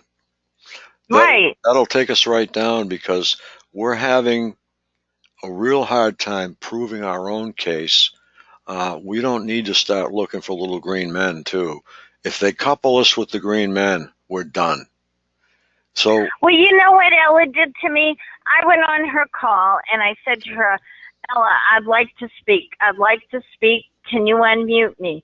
So what she did was she taped her call, and then she had Kate Ryan come on there and talk her bullshit. And then right after Kate Ryan was done, she stopped her tape and she cut her call off.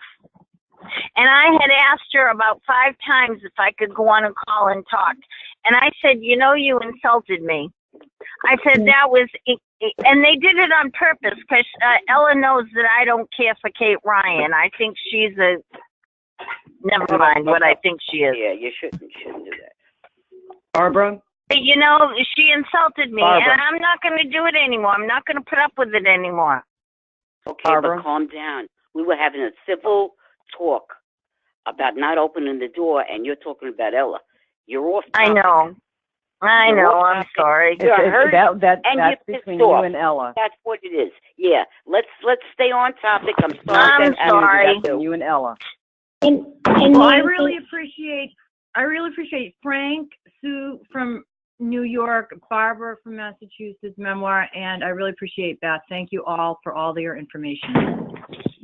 You're welcome. I think Ella's a perp. Oh,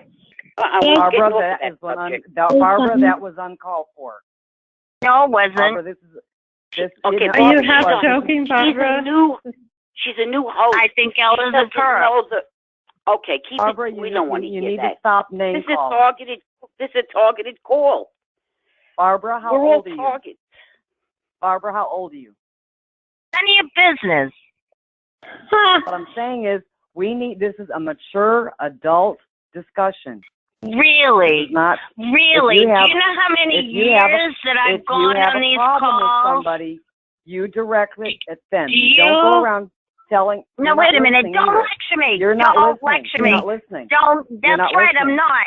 Don't lecture You're me. charged, Beth. Because I've gone on I'm these not going to calls lecture so many you. I'm times. just saying. You this is are a lecturing me. You Frank, are you lecturing need- me.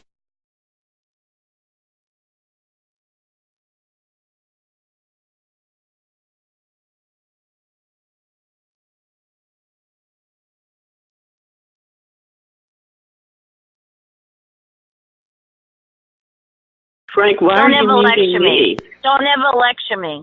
Don't ever lecture me. I've been on these calls so many times when I've had people talking like last night, that woman that was on there for almost the whole call, just spouting all her anxiety. Nobody told her that they weren't going to kill her. that it was all a perp thing, just to cause her stress. This was on Ella's call. And then I asked Ella to her and calm her down, and she wouldn't even let me talk. Wouldn't even let me talk. Barbara, I just lost 2 callers, okay? That's not good. I'm really sorry, Frank. You know, they don't want to hear me too bad. Oh. Don't lecture me on these calls, because I've had enough. No. All I said was I'd like to just have one at a time. That's all. Well, I am. I'm the only one talking. So I'll shut up. Yeah, she's one at funny. a time. That's how it would be. But how long? How long do you give one person? You know. You can, if you've got a good topic, 20 minutes. Let's move on. You're going to lose No, the I rest have of us, not. too. Let's move on. Let's take the subject. Good for you, Susan. Good for Yeah, you, I'm Susan. getting bored. Come on. Yeah, let's go. People too. Good evening, caller 37. Is that me? No, I guess it's not. I don't know. Is it me? No, we just had somebody new come in. I just wanted to say hello. That's all. Whoever would like to speak, and I would. Okay. I would. Tell us about the FOIL. Tell about the FOIL Act that you did, over 1,000 copies. Tell us about that. So what did you want to hear? The FOIA? Yeah. Okay, now tell us about it. All right. I sent the FOIA into the Mass General Hospital, and they sent me back about 10 sheets. So I went and I got an attorney, and the attorney also put in a FOIA, and they sent back a couple of inches of my medical history. Now, when you go in and you have anything medical done, talk to the clerk and ask them for a copy of the day's whatever you had done. But you also want to ask them. Barbara, you also wait a minute. You also want to ask them for the doctor's notes, because that's where the dirt is. That's where all everything is, and you want a copy of that also. And do it every time you go. Same with the dentist. Amen. Barbara, I just want to ask you, do you have to, what? Do you do that because you believe something has been done to you that shouldn't? Do you have an idea of what it was? Well, yeah, they tried to drug me several times in the hospital when I told them I'm not taking any drugs. They put it, one nurse came in and said to me, how would you like a cup of tea? And I said, sure. It was about 8 o'clock, so they brought it in, and it was laced.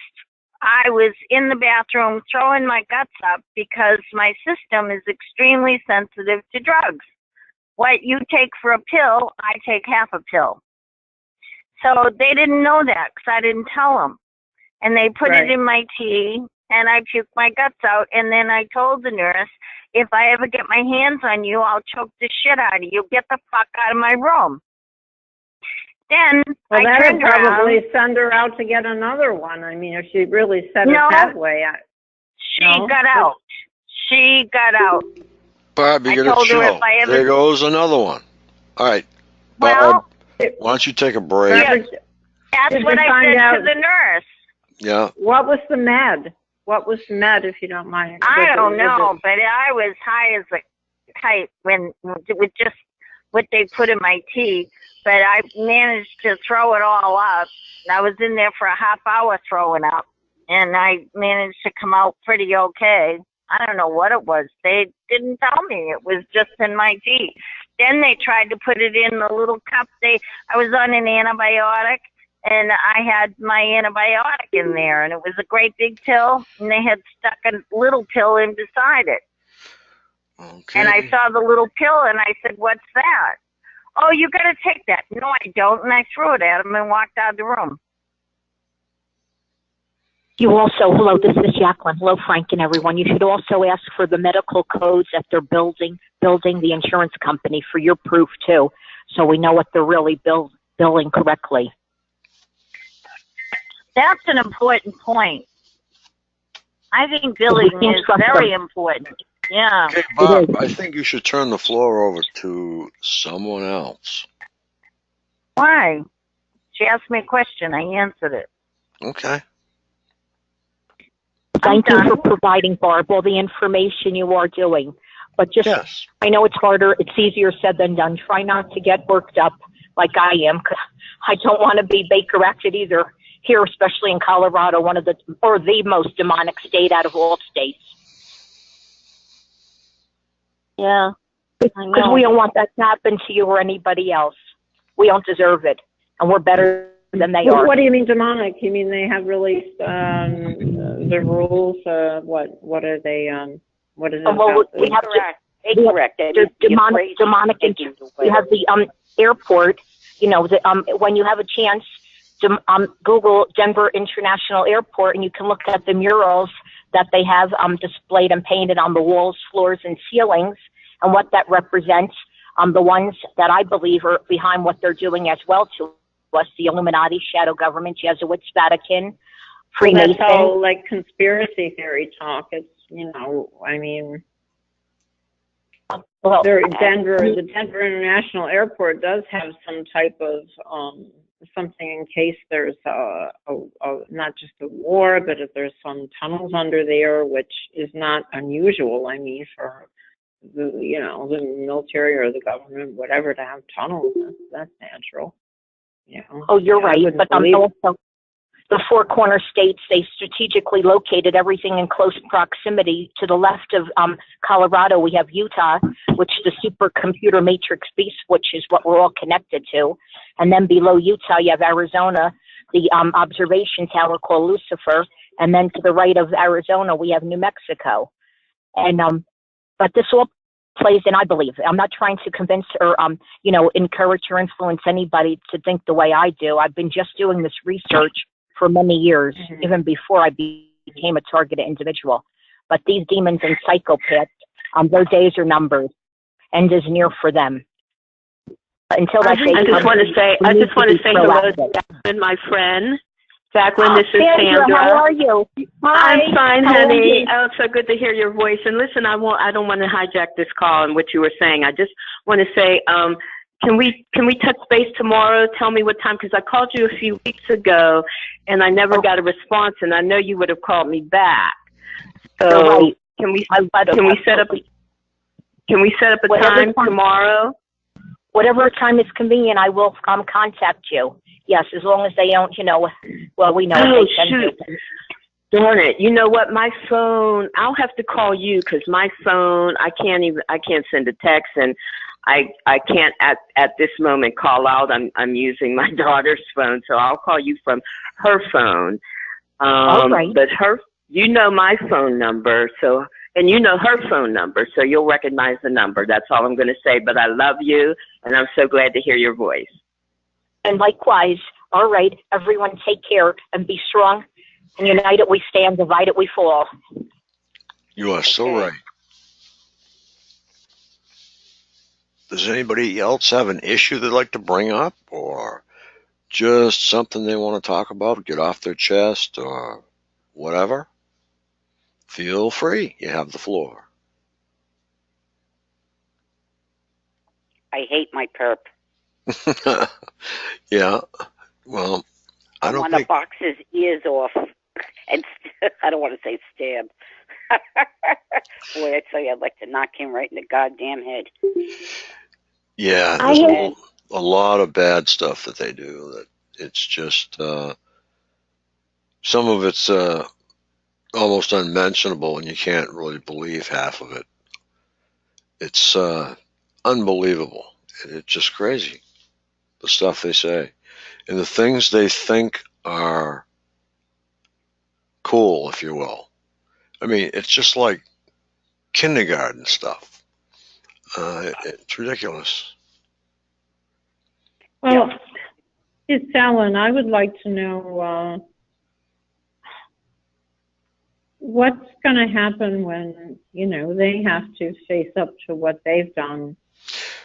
What's this is what's going to happen. These are bordering, or not even bordering, on war crimes. And on my site, or our site, I'm also going to post the forms to file a formal complaint to the World Court. And Great. that you do. Excuse me? Go ahead. No, go ahead. Okay, so when your own country fails to help you or defend you, as our Constitution says, the World Court is there to pick up the pieces. And they are trying cases. They have tried TI cases. And they're an open court. You can file your case there. But I'll send, the forms will be up there. You can copy and paste them, or print them, whatever you want to do. What kind of proof would it require? Like if you had some hacking IP addresses, or what? What the rest of the world, like places like Poland, are very much aware of what's going on. Like the leaders of Poland want it stopped immediately. These are the leaders of Poland. So they've come forward, and so many other people are starting to come forward. It's ridiculous, in our favor. So it hasn't changed. It hasn't made law yet. It has. You know, there's laws here in Massachusetts, but there's the Geneva Convention. This is like a world crime, a war crime. So that's the way it's going to be treated, and I think a lot of these people are going to go to jail for life or worse. I mean, some of the people that have been tortured and hung, I'm not going to say any names, in the past 6 years, they haven't done half of the stuff these guys are doing. They have felony rape. How many counts? 20, 30, 40, 50 counts? I mean, these people that do this kind of stuff? Yeah. Mm-hmm. Yep. They've got voyeurism. Why don't they, not that I want it to happen, but why don't they, because they have so many of them, they can't do that, what they would choose to do, and I know what why you're don't you let trying to him finish? Yeah, okay. Let's let Frank finish about the World Court, because this is international law. If you're not protected by the state and local or federal government, international law takes priority. So we may have to turn to the World Court, because other countries are aware and want it to end. United States is not on board yet. That's what we're saying. And what they're doing to us, what Frank said, is way worse than a lot of war criminals that they have hung. They are given the death penalty. So I want to hear it, because I want to file a complaint against my landlord and the people he has allowed on this property to do what they're doing to me. So I want to let me hear him out. Okay? Okay, so then you can ask him questions. There's 4 pages to this document. It's very simple to fill out. The explanations are simple to fill out. And I'm going to post that on the website so that you can print them and fill them out, mail them. You know, make sure you get the right amount of postage, and mail them out. And I encourage it, because this country is doing nothing for us. I think I'm not going to say they will this year, but I think they will. But hey, I'm not waiting around. You know, I think it's time to, we're going to take, this year we're taking the fight to the perps, and we're taking the legal matters to Geneva if we have to, Switzerland. So, and we'll do what we have to do. And Geneva. Go ahead.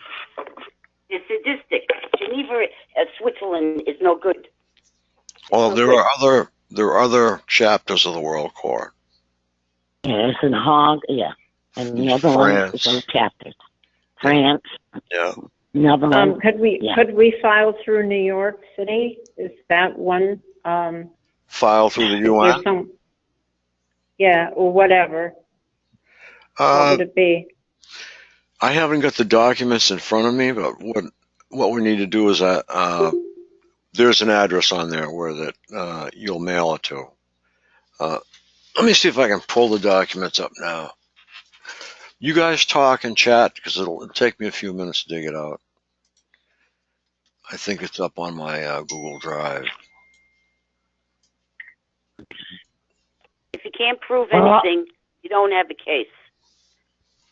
And you don't have to get them on electronic harassment. You get them on something else. Because everything that they're doing and getting away with is illegal. On the road, they try to run you. They try to, make you have an accident. All that stuff is you get them on that, and then you can dwindle the rest of the stuff in of electronic harassment. But you got to get them on a legal charge. That's the way I see it. But the courts, when they hear electronic harassment, that's it. That's it. You don't have any proof. Get out. Case closed. So you got to get them on a legal charge. Yeah, I wouldn't call it that. I wouldn't call it that. Come up with something else. Well, I don't know. That's why we need to. I'm not sure. You don't know what I'm telling you. You got to get them on a charge, a legal, illegal charge, illegal charge. Well, I'm sure. I expect they're in the books. We just don't. We don't. That's why.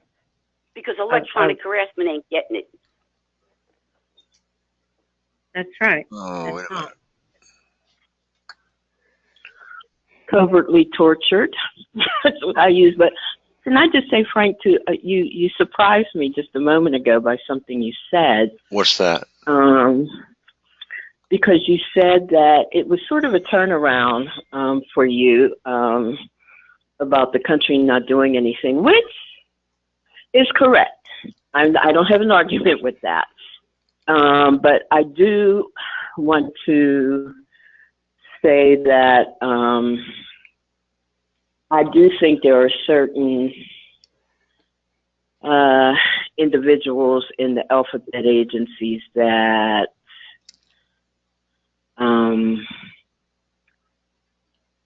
are trying, well, let me see, I don't know how to put it, would want to do something, but, and this is just my opinion, I just think they've been so infiltrated.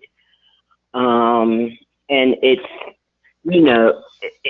it's such a difficult thing. I certainly believe that, for want of a better word, there are some two-footed angels out there. I certainly believe that. But it's a difficult thing when you don't know who's who in the zoo. You could be sitting next to somebody at work who's involved in this thing. And that's somebody that you have worked with for a long time, and you gotta wrap your head around that. You know how that goes. If you're not with them, that's pretty much all I wanted to say about that. But yes, they could come out and say, yes, these people are being hurt, they're being harmed, they're being tortured, and the first time that happens, it's cracked wide open. And it hasn't happened yet. And I think that we're being abused on both ends. I think that, obviously from these people, well, I don't even want to call them people, but whatever the hell they are. But also I think we're being used for other purposes as well. And before I go, just one other thing I wanted to say about sort of this is both sort of a activist thing and a helpful to TI thing, because when when I fled Florida, which is exactly the word for it, I moved to a smaller town, and because Jacksonville is like the largest city land-wise, so it's a big city and a lot of crap going on down there. So, in any case, not long after I moved, I found a number for what's called a warm line. A warm line is different from a suicide hotline where people are obligated to contact authorities if they feel that you are harmful to yourself or to others. A warm line is sort of a support thing, where if you are stressed or, you're having, just like the regular, normal family issues, you can call the warm line and talk to somebody, and they will listen to you. They're not going to hang up on you. They're not going to contact authorities.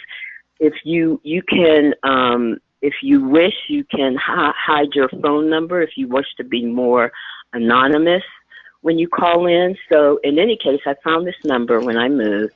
I called it, and I was very calm.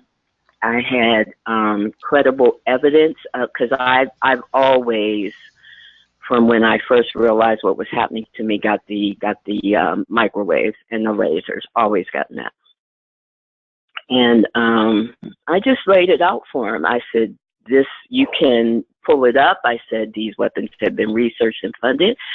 And I mean, they listened to me, and it helped me a lot. It really did, because that move was it was a difficult thing. I'll just say that. And I was really, really hurt. I mean, bloodied down there in Florida, being cooked down there. And so if you can find a line like that, sometimes when there's not a call going on, or when you're feeling really stressed, you can call and just be calm, state your case. If you want to, present some credible evidence about what's, the directed energy, anything like that, you can do it. And they're going to listen, and they're not going to call anybody on you. And you may be imparting some information to someone who is not knowledgeable about what's happening to us. And you never know where that information may go. Sandy? That's all I wanted to say. Yeah. I found that document. You have to mail it to Office of the United Nations High Commissioner for Human Rights, Human Rights Council Branch Compliant Procedure Unit, OHCHR, Palais Wilson, United Nations Office at Geneva. And then there's an address, Geneva 10, Switzerland, with a fax number, and there is an email address, and there's a website. But, well, I mistakenly filled out the form on their website, and I was detailed on it. And at the very last minute, when I was ready to send it, all of a sudden it disappeared. And I was like, I should have known. Really, I should have known it to just mail it, But I will the next time I do it. But be very, very detailed. I would suggest mailing it, because obviously they don't want that getting through. So, but thank you for the information. I'll give you the subtitles. Okay, it starts out, Human Rights Council Complaint Procedure Form. Information concerning the authors of the communication or alleged victim, if other than the author. And the second one is information on the state concerned. Facts of the complaint and nature of the alleged violations, exhaustion of domestic remedies, submission of communications to other human rights bodies, request for confidentiality, checklist of supporting documents. Okay, so they've got it cut and dried for you. So you can really fill this thing out. Yeah, it's made out so that you can go individual, group of individuals, and other. Mm-hmm. But you want to be very, very detailed about it, because that's what they want to see. They don't want, generalities. They want some deep details about what's going on in order to consider your case. Okay, I'm going to mail this to you, Sandy, so you can get a look at it and then let me know what you think of it. I think it's a very good doc. Wait, are you talking to me, Frank, or is there another Sandy on the call? I'm talking to you. Okay, no, that's fine. I just wanted to be sure, because there could be somebody else on the phone, but on the line with the same name. But yep, do email it. I think that's what we do need to do, because we're just not breaking that barrier. You know what I mean? For whatever reason, and well, we know the reason. I don't want to say for whatever reason, but and they know it. I mean, they got us over a barrel. It's just ridiculous. And with the medical of it, if we present the medical, there are many of us who have compelling medical evidence. There are many of us who have compelling photographs, who have, all sorts of compelling evidence that is just being not heard. Right. So That's so true. That's so true. And I agree. We have to do something like that. Absolutely. Frank, Sandy. Could you mail me one too? Sure. Ellen? Okay. Ellen? Frank. Yes. Frank, would you mail me? This is Vanetta Okay. at 397 Gmail. V as in Victory, ENETTA. I think you sent me an email, didn't you? Yes, I've sent you a couple. Yes, I have. Mm-hmm. All right. So I'll come up. Mm-hmm. Sandy,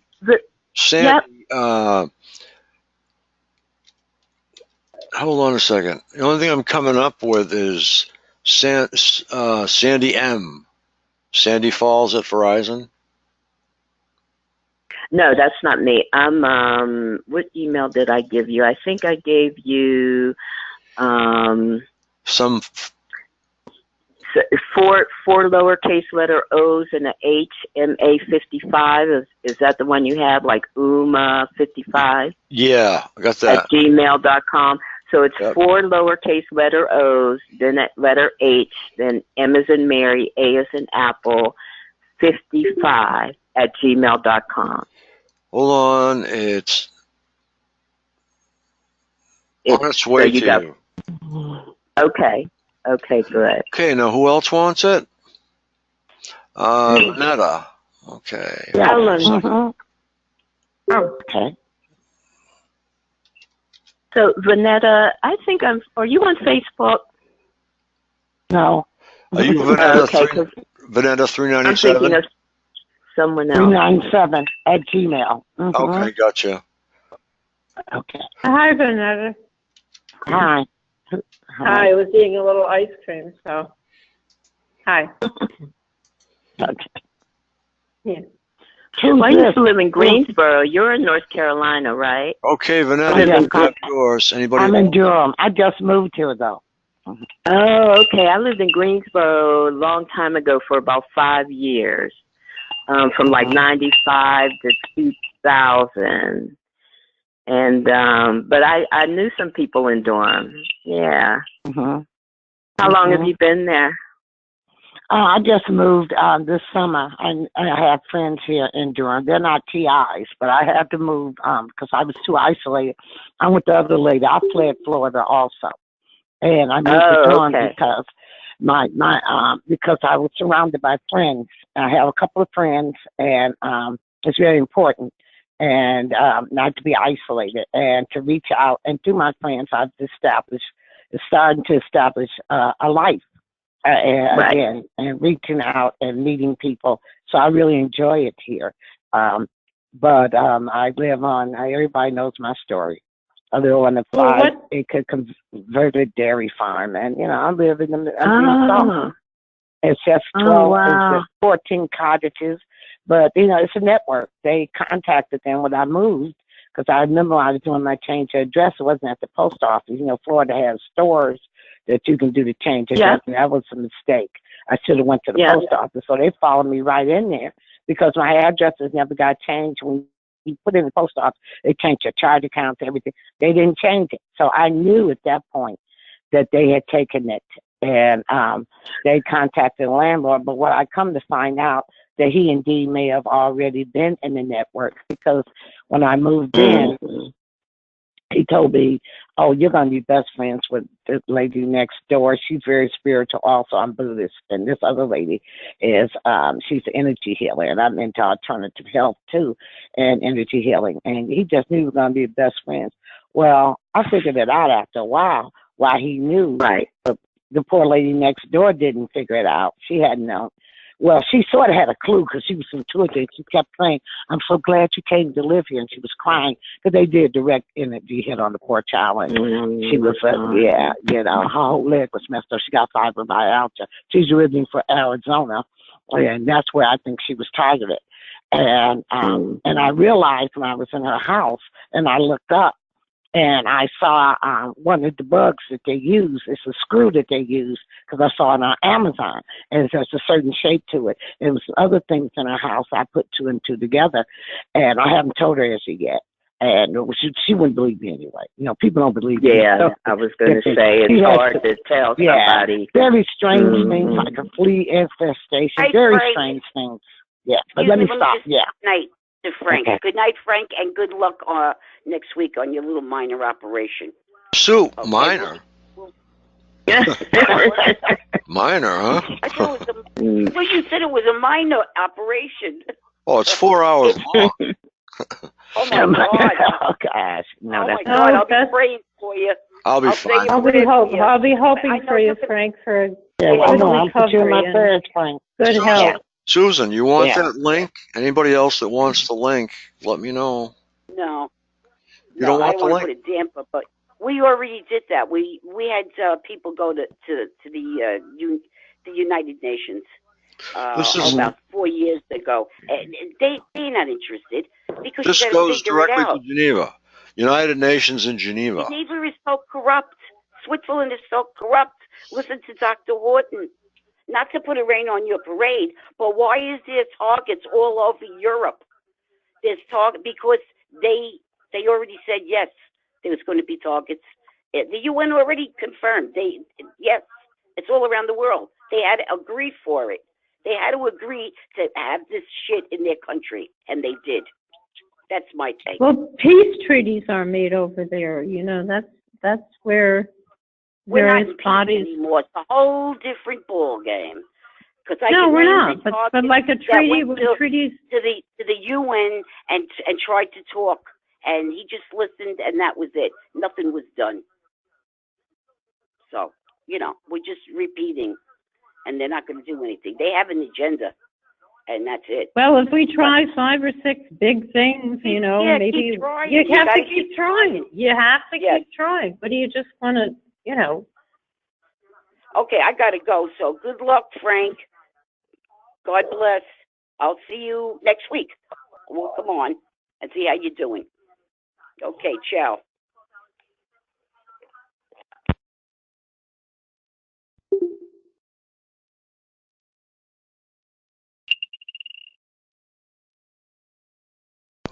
Where are we?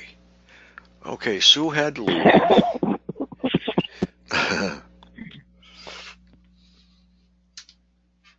Frank, I would love to have that. You would? Well, I just need your address. Yes. Oh, yeah. I sent you, can I send you an email? Well, did you send me one already? If you did, I got your address. Oh, yeah, you've got my address. Okay. With the painting. And what's your first name now? Shannon. Oh, okay. It doesn't sound like you. Yeah, it is me. I've just been through a lot, like everybody else, so. Frank, how do you find out who's doing this? Do you have any idea? I know who's doing it to me. But how do you find out? I'll give you a very good suggestion. Other than government, think who you really aggravated or had a fight with, or is it marital? Try and think, Who's doing the weaponry? Right. Try to think who you aggravated. I'm not Shannon. I'm not coming up with. I know it starts with Shannon, doesn't it?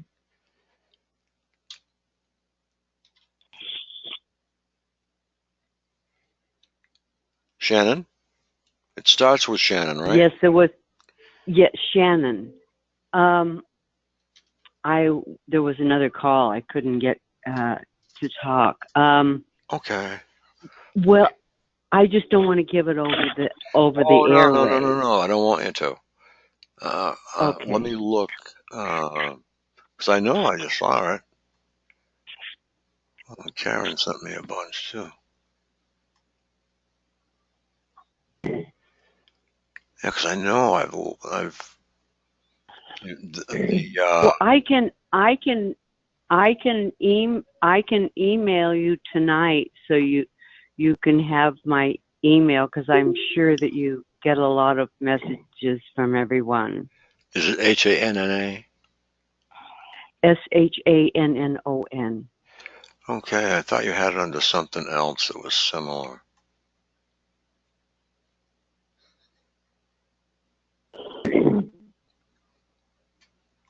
Can't believe that doesn't come up. Well, I just wanted to ask, would someone know how to hire these people or what? I mean, if they know how to hire them, then, we ought to be able to find out who does this. I mean, if it's contracted,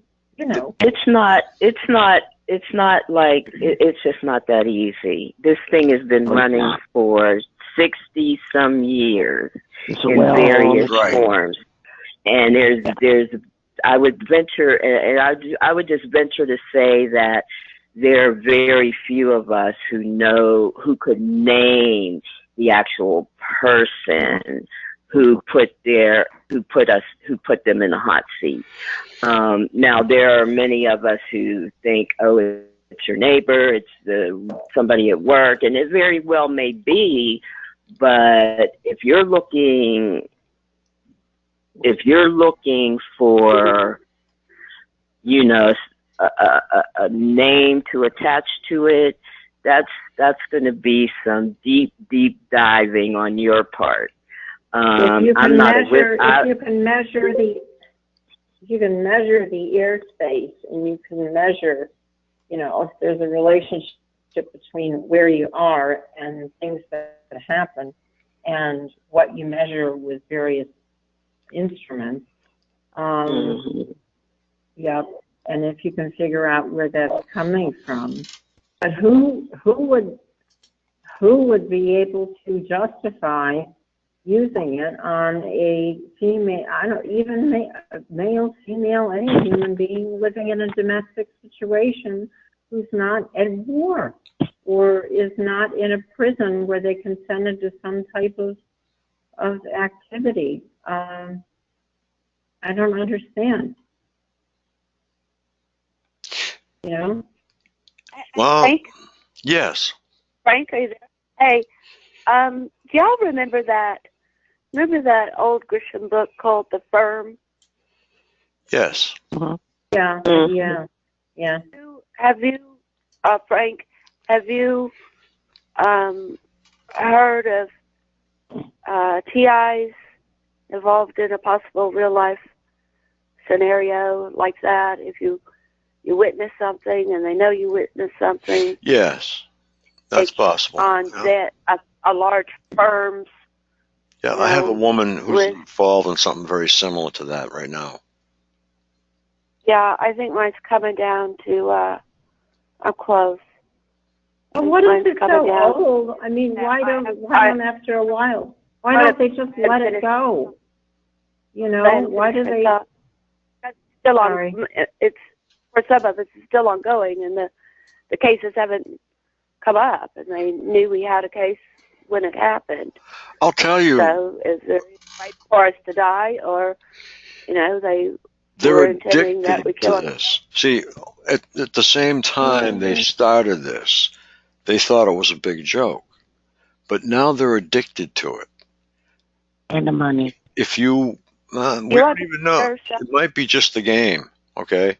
Because I'll bet anybody here a couple $100 right now that if you walk in their apartment, you're going to see pizza boxes, coffee cups, sub wrappers, sandwich wrappers, all piled up. And they say that some of them are even catheterized so that they can stay, because they never leave the screen. And the only time they sleep is when you do. And they do sleep. Well, a real life no bid contract got caught before it could. Well, it went through, and then they caught it and they rescinded it. So this is an ongoing scenario, and which means, and that was just last week. So that means the quote good guys are aware of sneaking this in through contracts because they just caught one. And it was in the mainstream media. So that seems hopeful. Y'all want to hear the weirdest thing? That when Anne Marie was, and I don't know her, I was there to listen to Susan, that, and I'm not going to name it, but that firm that she brought up, my stuff is like 2 degrees removed from them dealing with one of my aspects, dealing with land development and mining stuff. So that was pretty freaking freakish. I mean, besides what Teresa was saying earlier about, hearing someone in that kind of state. But she did tell the truth about people being targeted in California, Arizona. And more than likely they were targeted by that particular firm. Yeah. And what I am saying to y'all tonight is that that's a significant factor in one of my scenarios, and that is pretty freaking freakish to have heard that, and I thought of it all day. Like, is that even possible that this person comes on this line? Kind of like that, what that lady said a while ago about, who was it, Sandy or someone, saying something about calling the war room or something. I couldn't get the name of the call, but, and someone says something, and you're like, whoa, and that's how it was. Like, last night, I was like, whoa, now that is close to home. And just the day before, I had brought it down to another law firm in another part of the country. And it's like, oh my God, I think we're getting really close to knowing what it is. And it's a weird feeling because I was like, I'm still back to the same thing. I was like, well, how do you prove it? I mean, that's already 8 years of opposition research and stuff that they have on us. I don't know. I just want to say that part, that was a trip for when I looked up that law firm just earlier. I think it was during the call. When everybody was fussing and arguing earlier. I was looking it up, and I was like, shoot. Now it's literally 2 degrees of separation. Well, I think it is so important for us to document document what we know and document what we think we know. And I say that because these people they got a playbook. They've been running this playbook for a long time, and they will exploit everything. Whatever you like or don't like or hate, they will exploit it, and they will turn it around. I'm sorry, go ahead. Mine's documented, and mine is also out there. So is mine. Which is fine. It's out there. I mean, but I think mine was documented from the day that it occurred, and I have documented since. So I'm just really saying I'm getting really close to, oh my God, this feels so weird. It's coming down to a John Grisham book. And I'm kind of joking, but I'm trying to find a sense of humor about it. But that's really good. You have to. Coming down to, yeah. One, that's when it becomes the hardest is when we lose a sense of humor. I used to have an awesome sense of humor, and that getting that back, I know I'd like to have mine back, and I know it really helps us.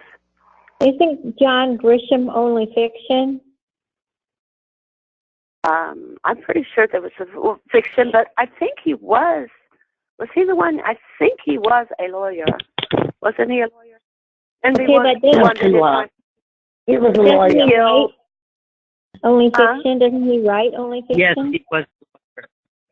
Yeah. So since we know this is more than fiction, I was just checking. Yeah, I think his was all based off of his law stuff. And I haven't read one of his books in years. Something that's pretty interesting for those of you who may not have seen it yet, because as I said before, I don't have a television or anything, but and I don't really stream that much either, but I recently watched Get Out, and boy, oh boy, there are some things in that movie. It's just like, I couldn't do anything but laugh. I was like, I'm not sure what's happening with Jordan Peele, who made that movie, but there are some things in that movie that are pretty interesting. I'll just say that. So if you have a chance to see it, I would just say watch it. What's it called? It's Get Out. Getout. What's that before? It's going to be a classic because it's supposed to. I love it, and it's supposed to be a horror movie, but there are so many truths in that movie, and you wonder if the person. And I heard him interviewed on NPR some time ago. You wonder if he knew something about targeting, because it's those people. If you're going to look at it, I'm not going to tell you the plot, but they were targeted. They were targeted. And it was amazing. Get Out was amazing. Yes, it was. And I just saw it last summer, and I could really relate to it. But that movie is very it's something worth watching. It really is. Yeah. It's funny. So now it's not the scary kind of horror, but then again, it will scare you because it's close to reality. It's very close. It's psychological. It's psychological. Yeah. And now for myself, I say, oh, they're teacupping me. Yeah. Yeah, and I want to see it again. It's on Prime now, but it's also on Netflix. It's also on Redbox too. Oh And it's yeah, on it's on Amazon Netflix. Prime. Yeah, it was interesting. I'll say that. It held your attention. It was very. It was. Yeah, it was. It was funny too. It was very good. Yeah. Oh yeah, it was funny in some parts. But those folks were targeted. They were definitely targeted. They did a targeting. Yeah. Different kind of targeting. Well, that depends because we're lab rats. So they did their targeting for another reason. But they were definitely targeted.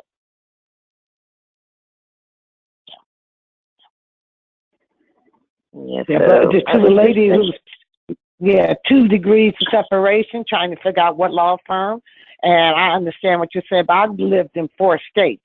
So it's kind of hard for me to figure out who is, because they're crossing state lines. And so I'm sure another law firm, someone picked me up in North Carolina. So it changed from Florida.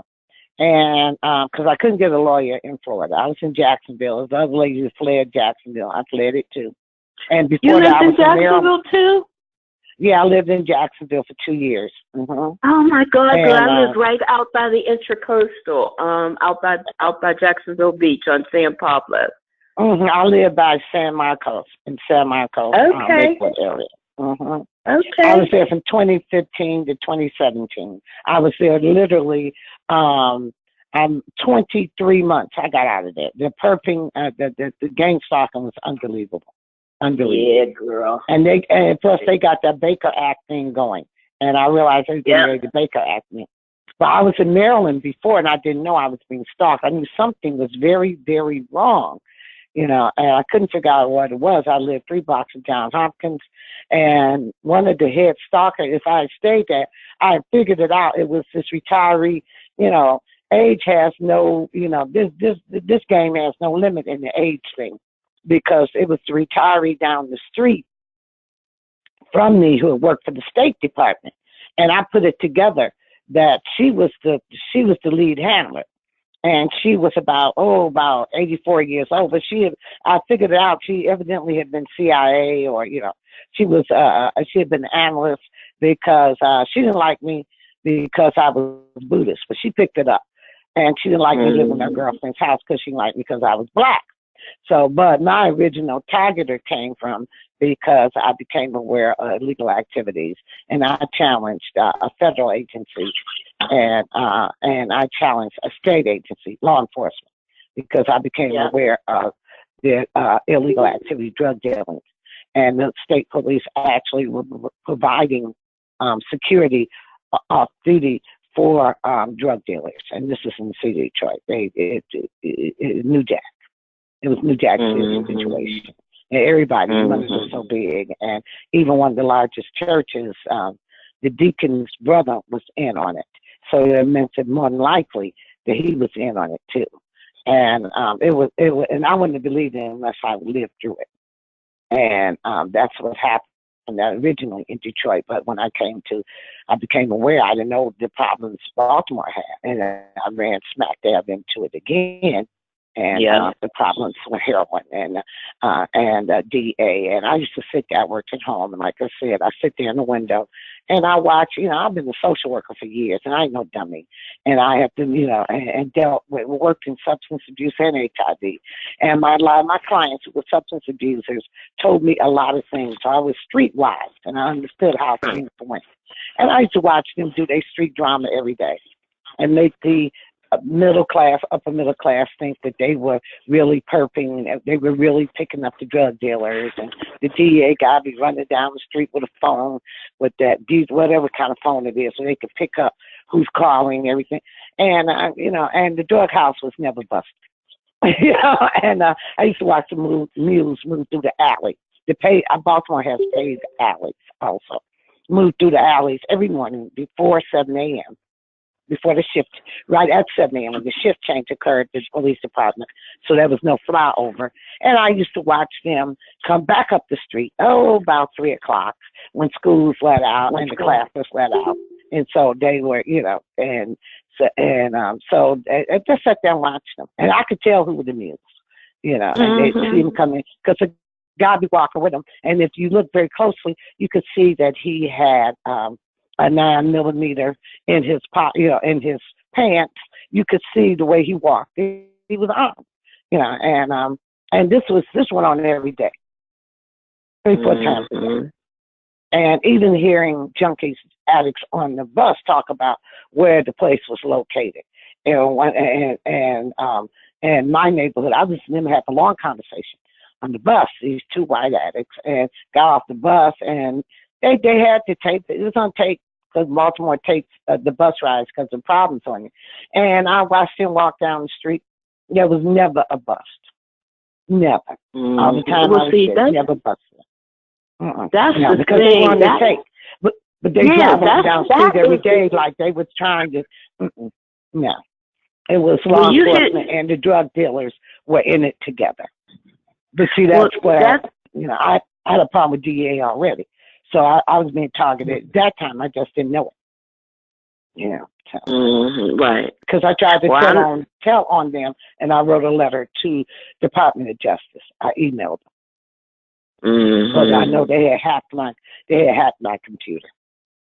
And I emailed the state attorney's office in Maryland too, and said they need to be investigated. Well, the thing about it too is the medical part of it.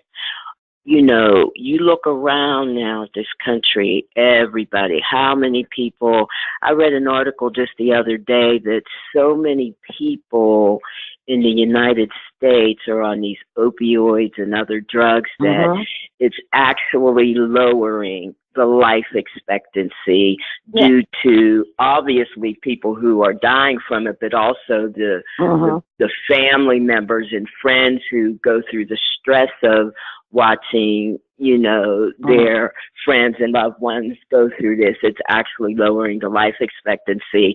And that part of it, the life expectancy part of it, is not happening in other countries. That is unique to the United States, that part of it, not the people taking the drugs, but just that part.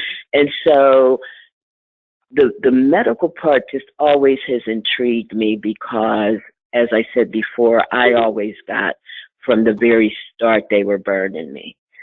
And wound up having had one of my kidneys removed in March of last year because it was full of cancer.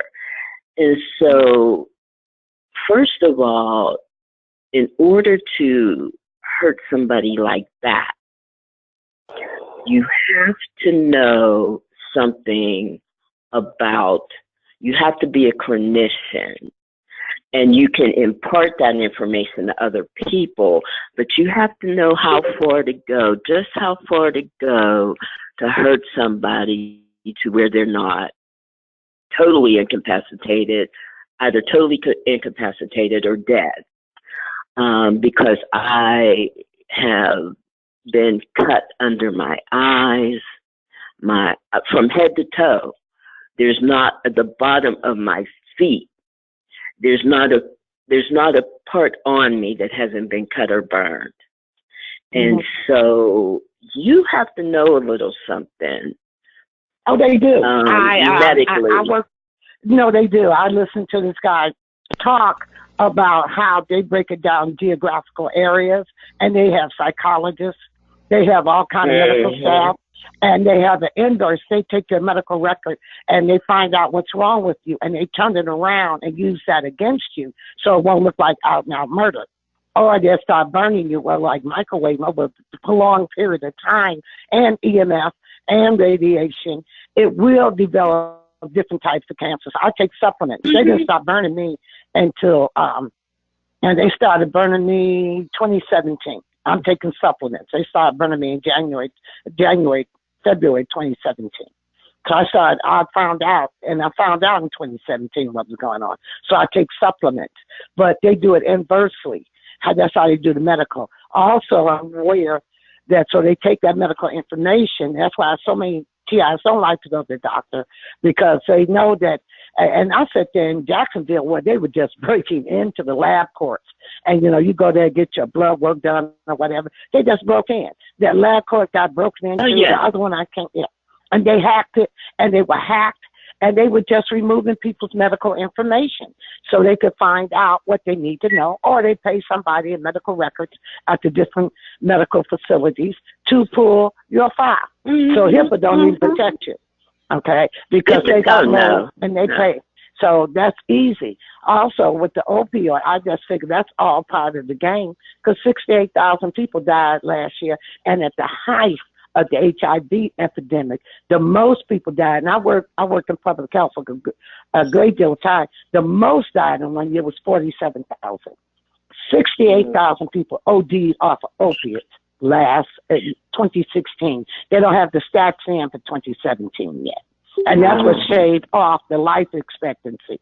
So, and it is rather ironical that we have all these problems. But my problem, my targeting originally came from the DEA because I realized what I saw in the street, they were bringing the drugs in. And then so far as Keebler Elf up there and the Attorney General talking about he don't want to legalize marijuana, who paid him to do that? That's what I feel. Who paid him? Because when the DEA did want to approach about the release of OxyContin and the 3,000 pills in this one town in West Virginia, they released 3,000 pills per month. It wasn't even 3,000 people in that town. And when the DEA tried to put a break on it, the pharmaceutical lobby stopped them and went to them, and so they had to turn around and they had to pull back. But the key, I heard that on Reveal too. I heard that same report on Reveal. But I was so angry when I call him the Keebler Elf. Jeff Sessions is going to worry about marijuana and 68,000 people OD'd on opiates. What is he smoking? He could be making parameters. He could be making money because it's all who the investors are in these drug companies. The investors. I understand marijuana will not kill you. We have 68,000 people on record. We don't know how many died this year, but pretty soon we'll get the stats. We have human trafficking.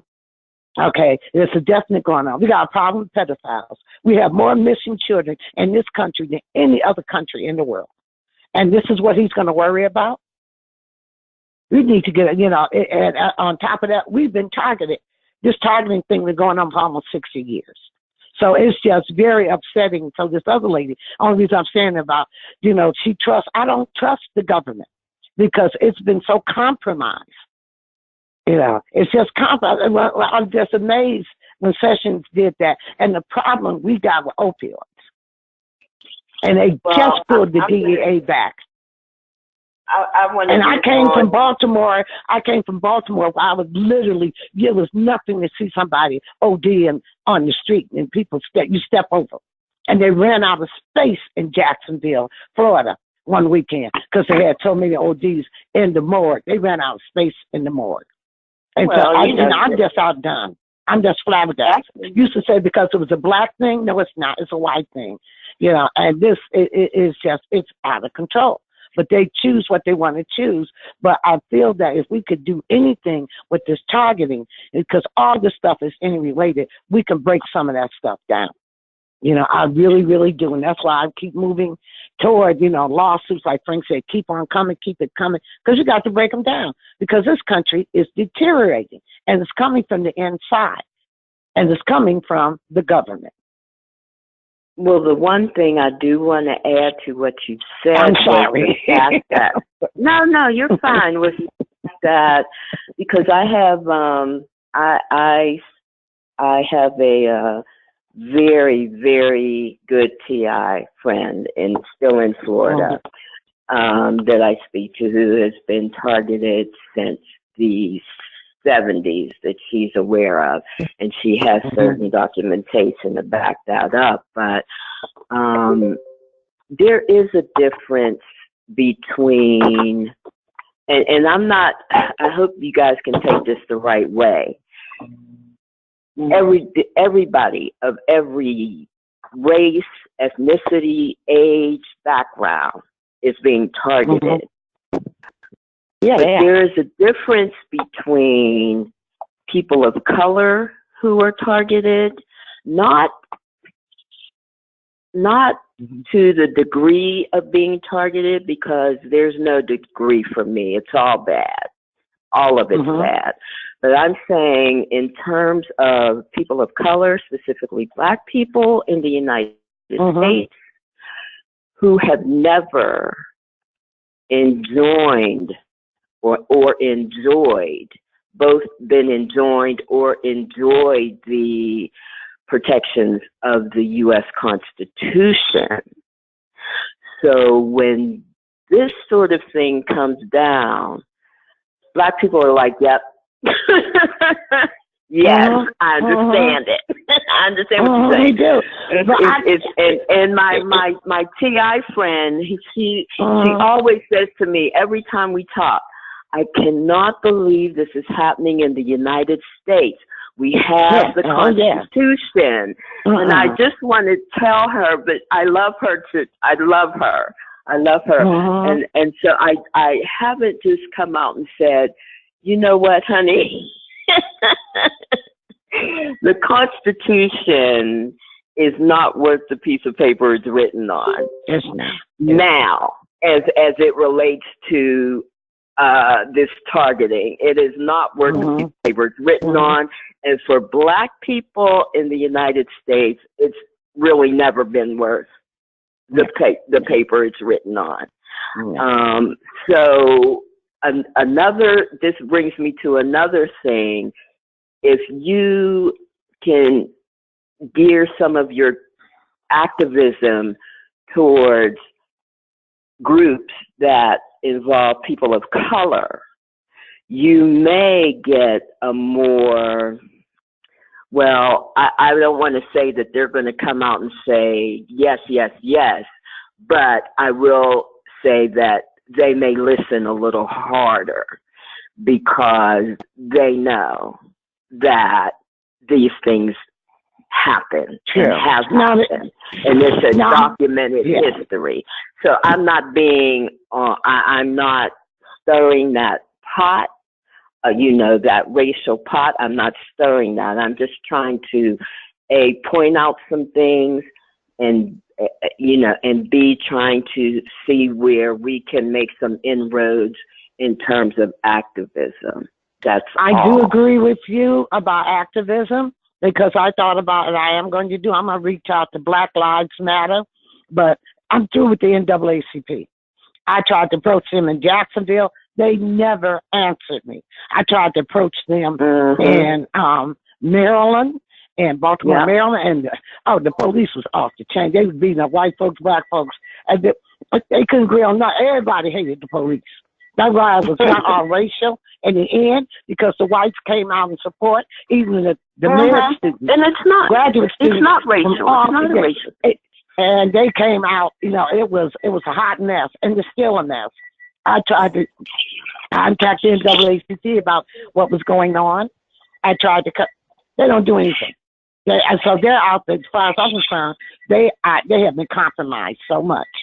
They've done many great things in the past, but that's the past.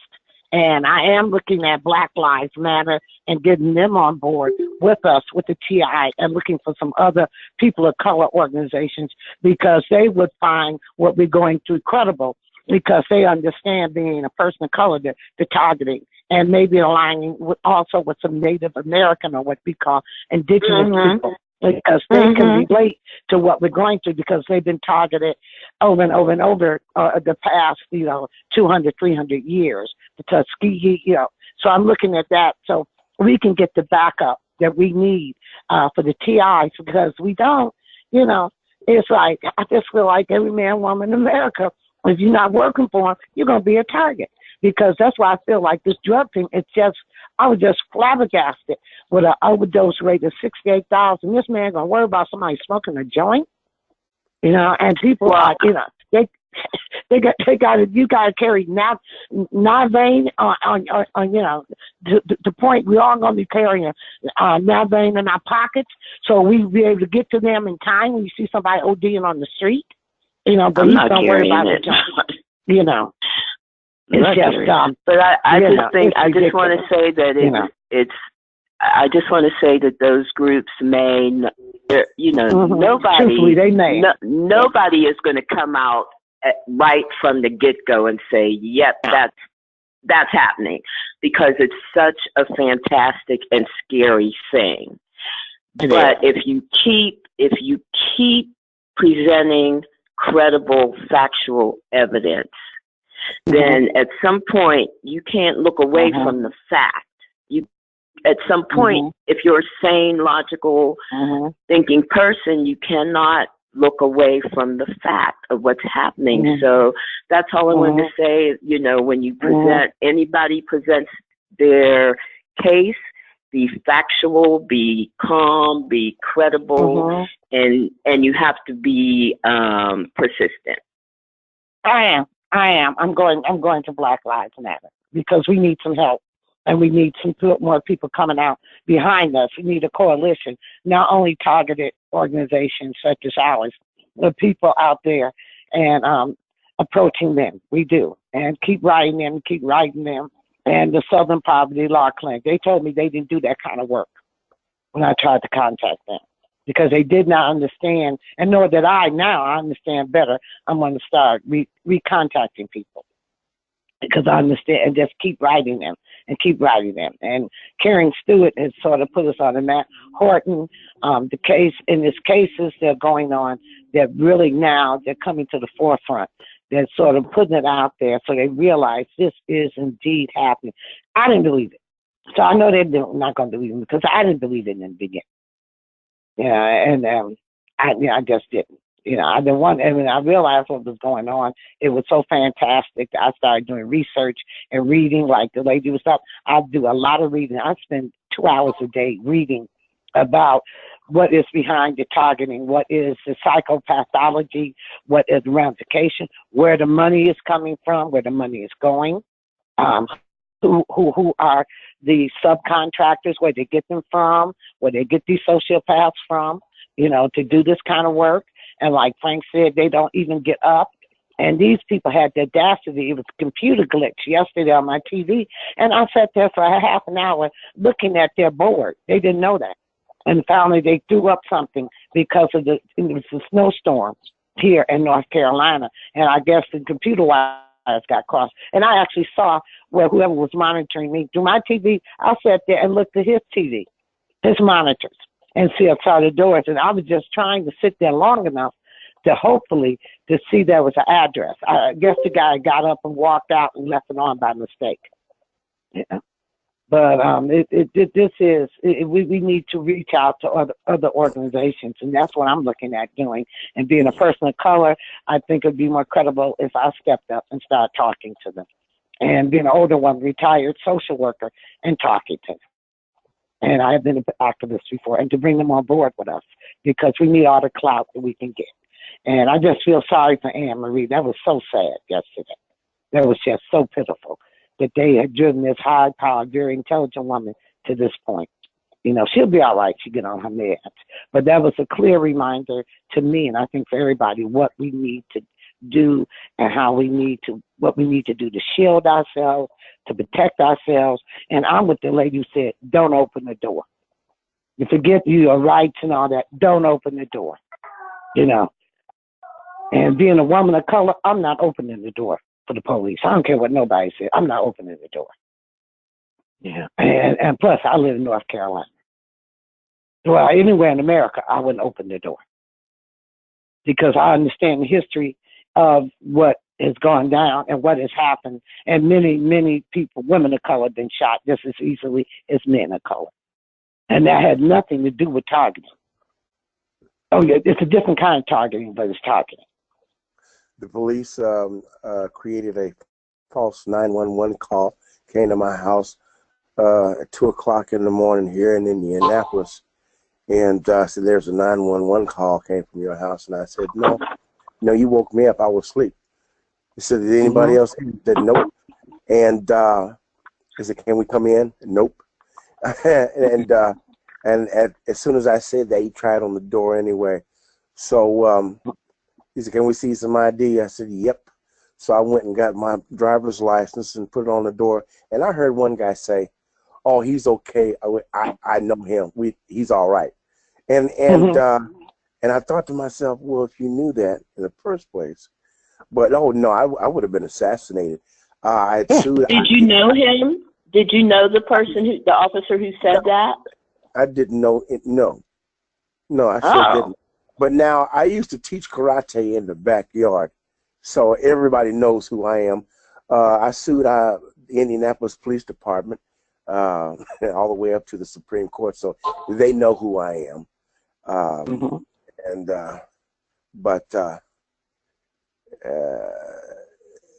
Anyway, I put my ID up to the door, and when that guy said that, one of the cops said, now they were all white too.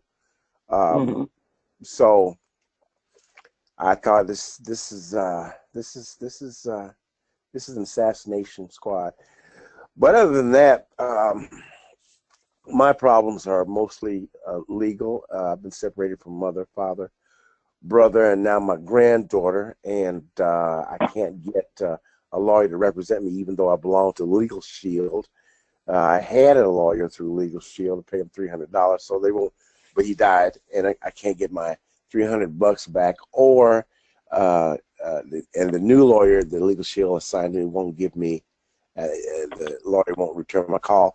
So my thing is pretty much isolation, and I have contacted several chapters of the NAACP. They're part of the problem. I've tried to contact Black Lives Matter, and they're part of the problem. Indy Don't Sleep, I contacted them, no response. So the tentacles, this government,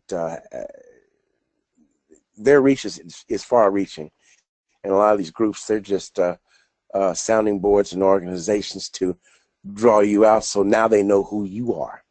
But that's true too. Yeah, that's true. That's true. And the realization is, and just as we're talking now, whites are getting the same kind of treatment like the 911 call that came, and the guy was mad about losing $1.25, and at the house, one man walked out, had nothing to do with it, and the police thought he was making a move. It was a SWAT team when he came out, and he was shot dead. Yeah.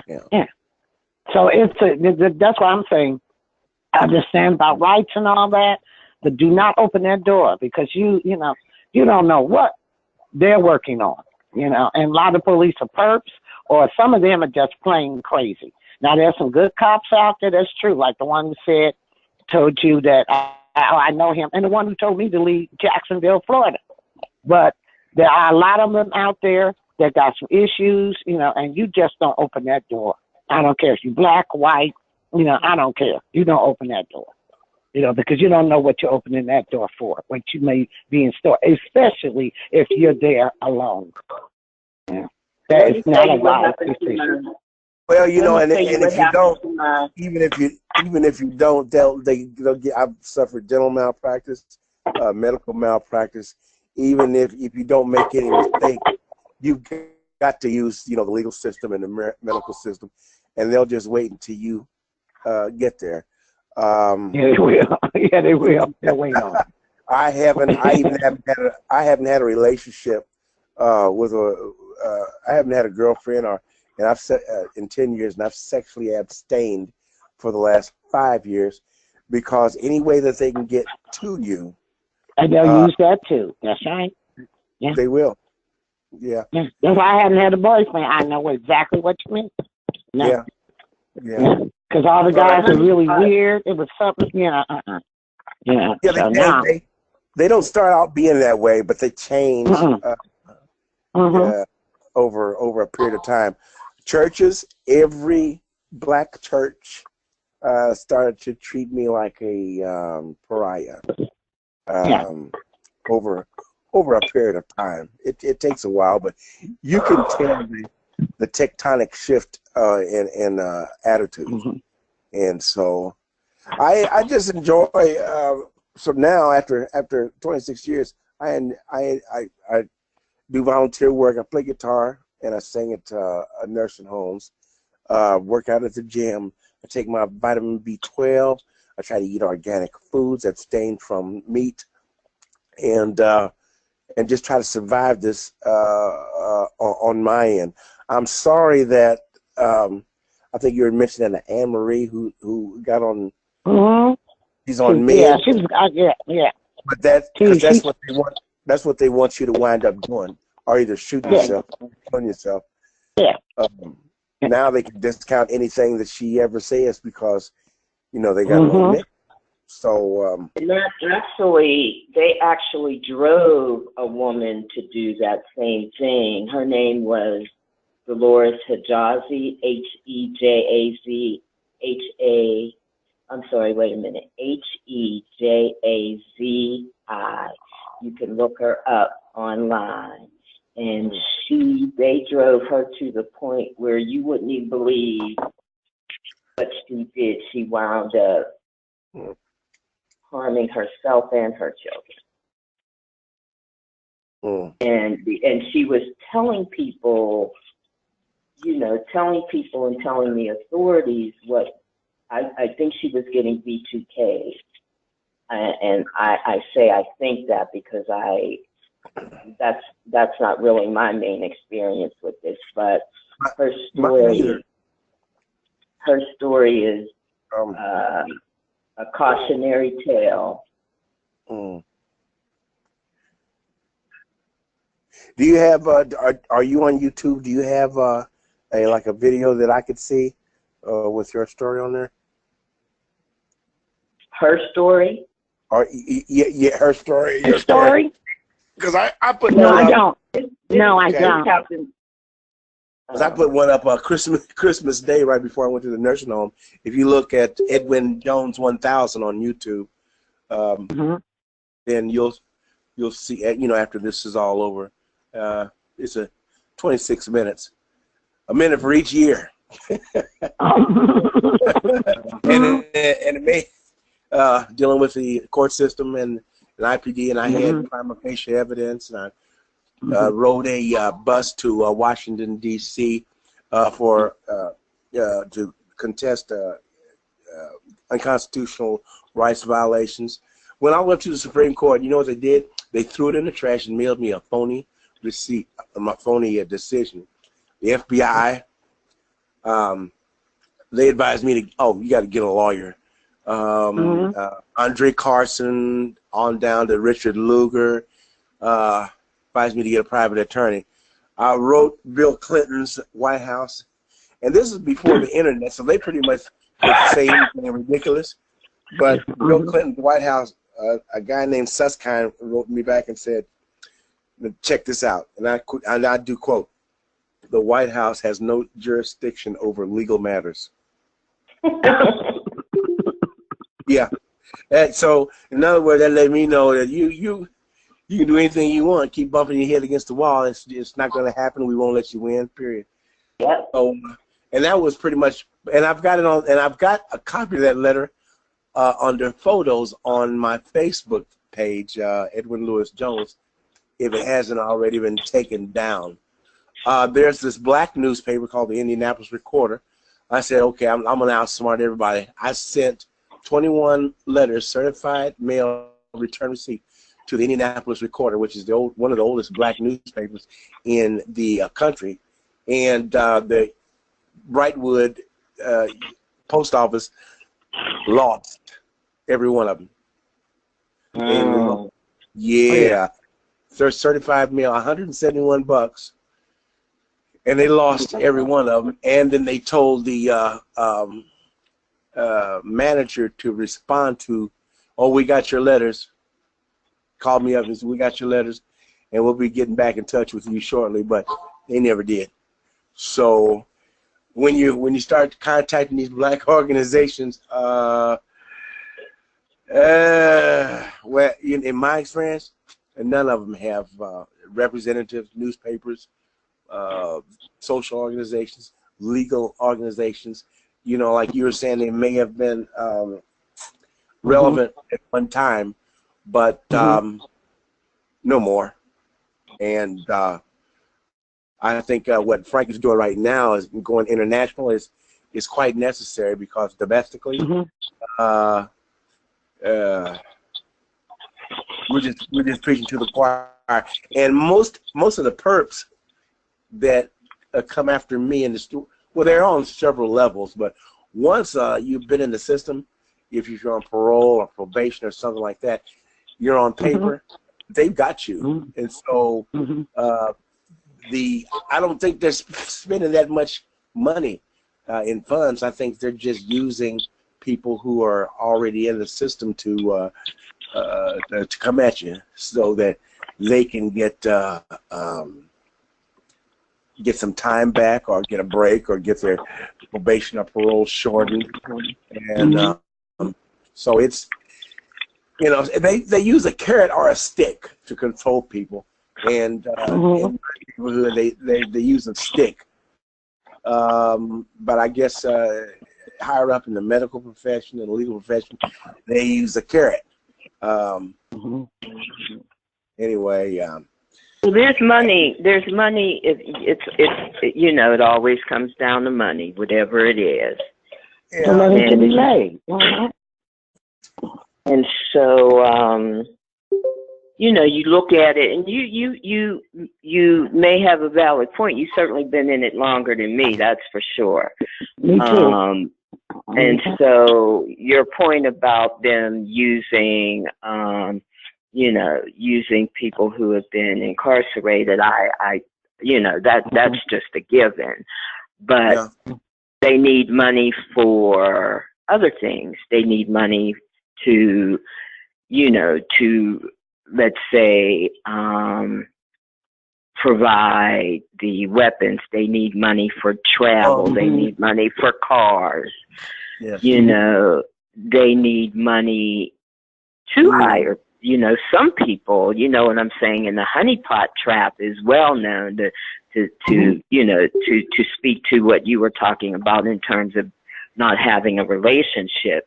That's a, you know, that's a well-known ploy of the alphabet agency. So, you know, but in terms of what we're dealing with, you know, they'll recognize some forms of torture and even some forms of covert torture, but this having to do with satellites, having to do with behavior modification, having to do with outright murder, that's not going to be acknowledged without, I don't know what it might take to tell you the truth, but that doesn't mean that we don't try, because you can't just let people walk all over you. You just, you know, that's my opinion. I'm so surprised that I used to feel like I was all alone out here, but once I started to join several targeted individual groups and find out that there's millions worldwide, now I'm really at a loss as to how it could be kept secret that long with those. It's not. It's an open secret. It's an open secret, and people have been complicit with it for whatever reasons they are complicit with it. Maybe somebody has them by the short hairs.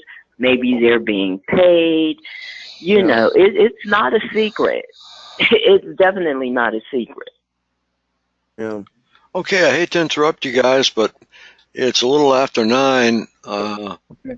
Linda Costanza's call is on at 9 o'clock, and that's when this one ends. Okay. All right, folks. God bless. I want you too, Frank, and you know, I'll be thinking about you. Call me whenever you're feeling better and recovering, and we'll all be, you know, so happy to hear that things went successfully.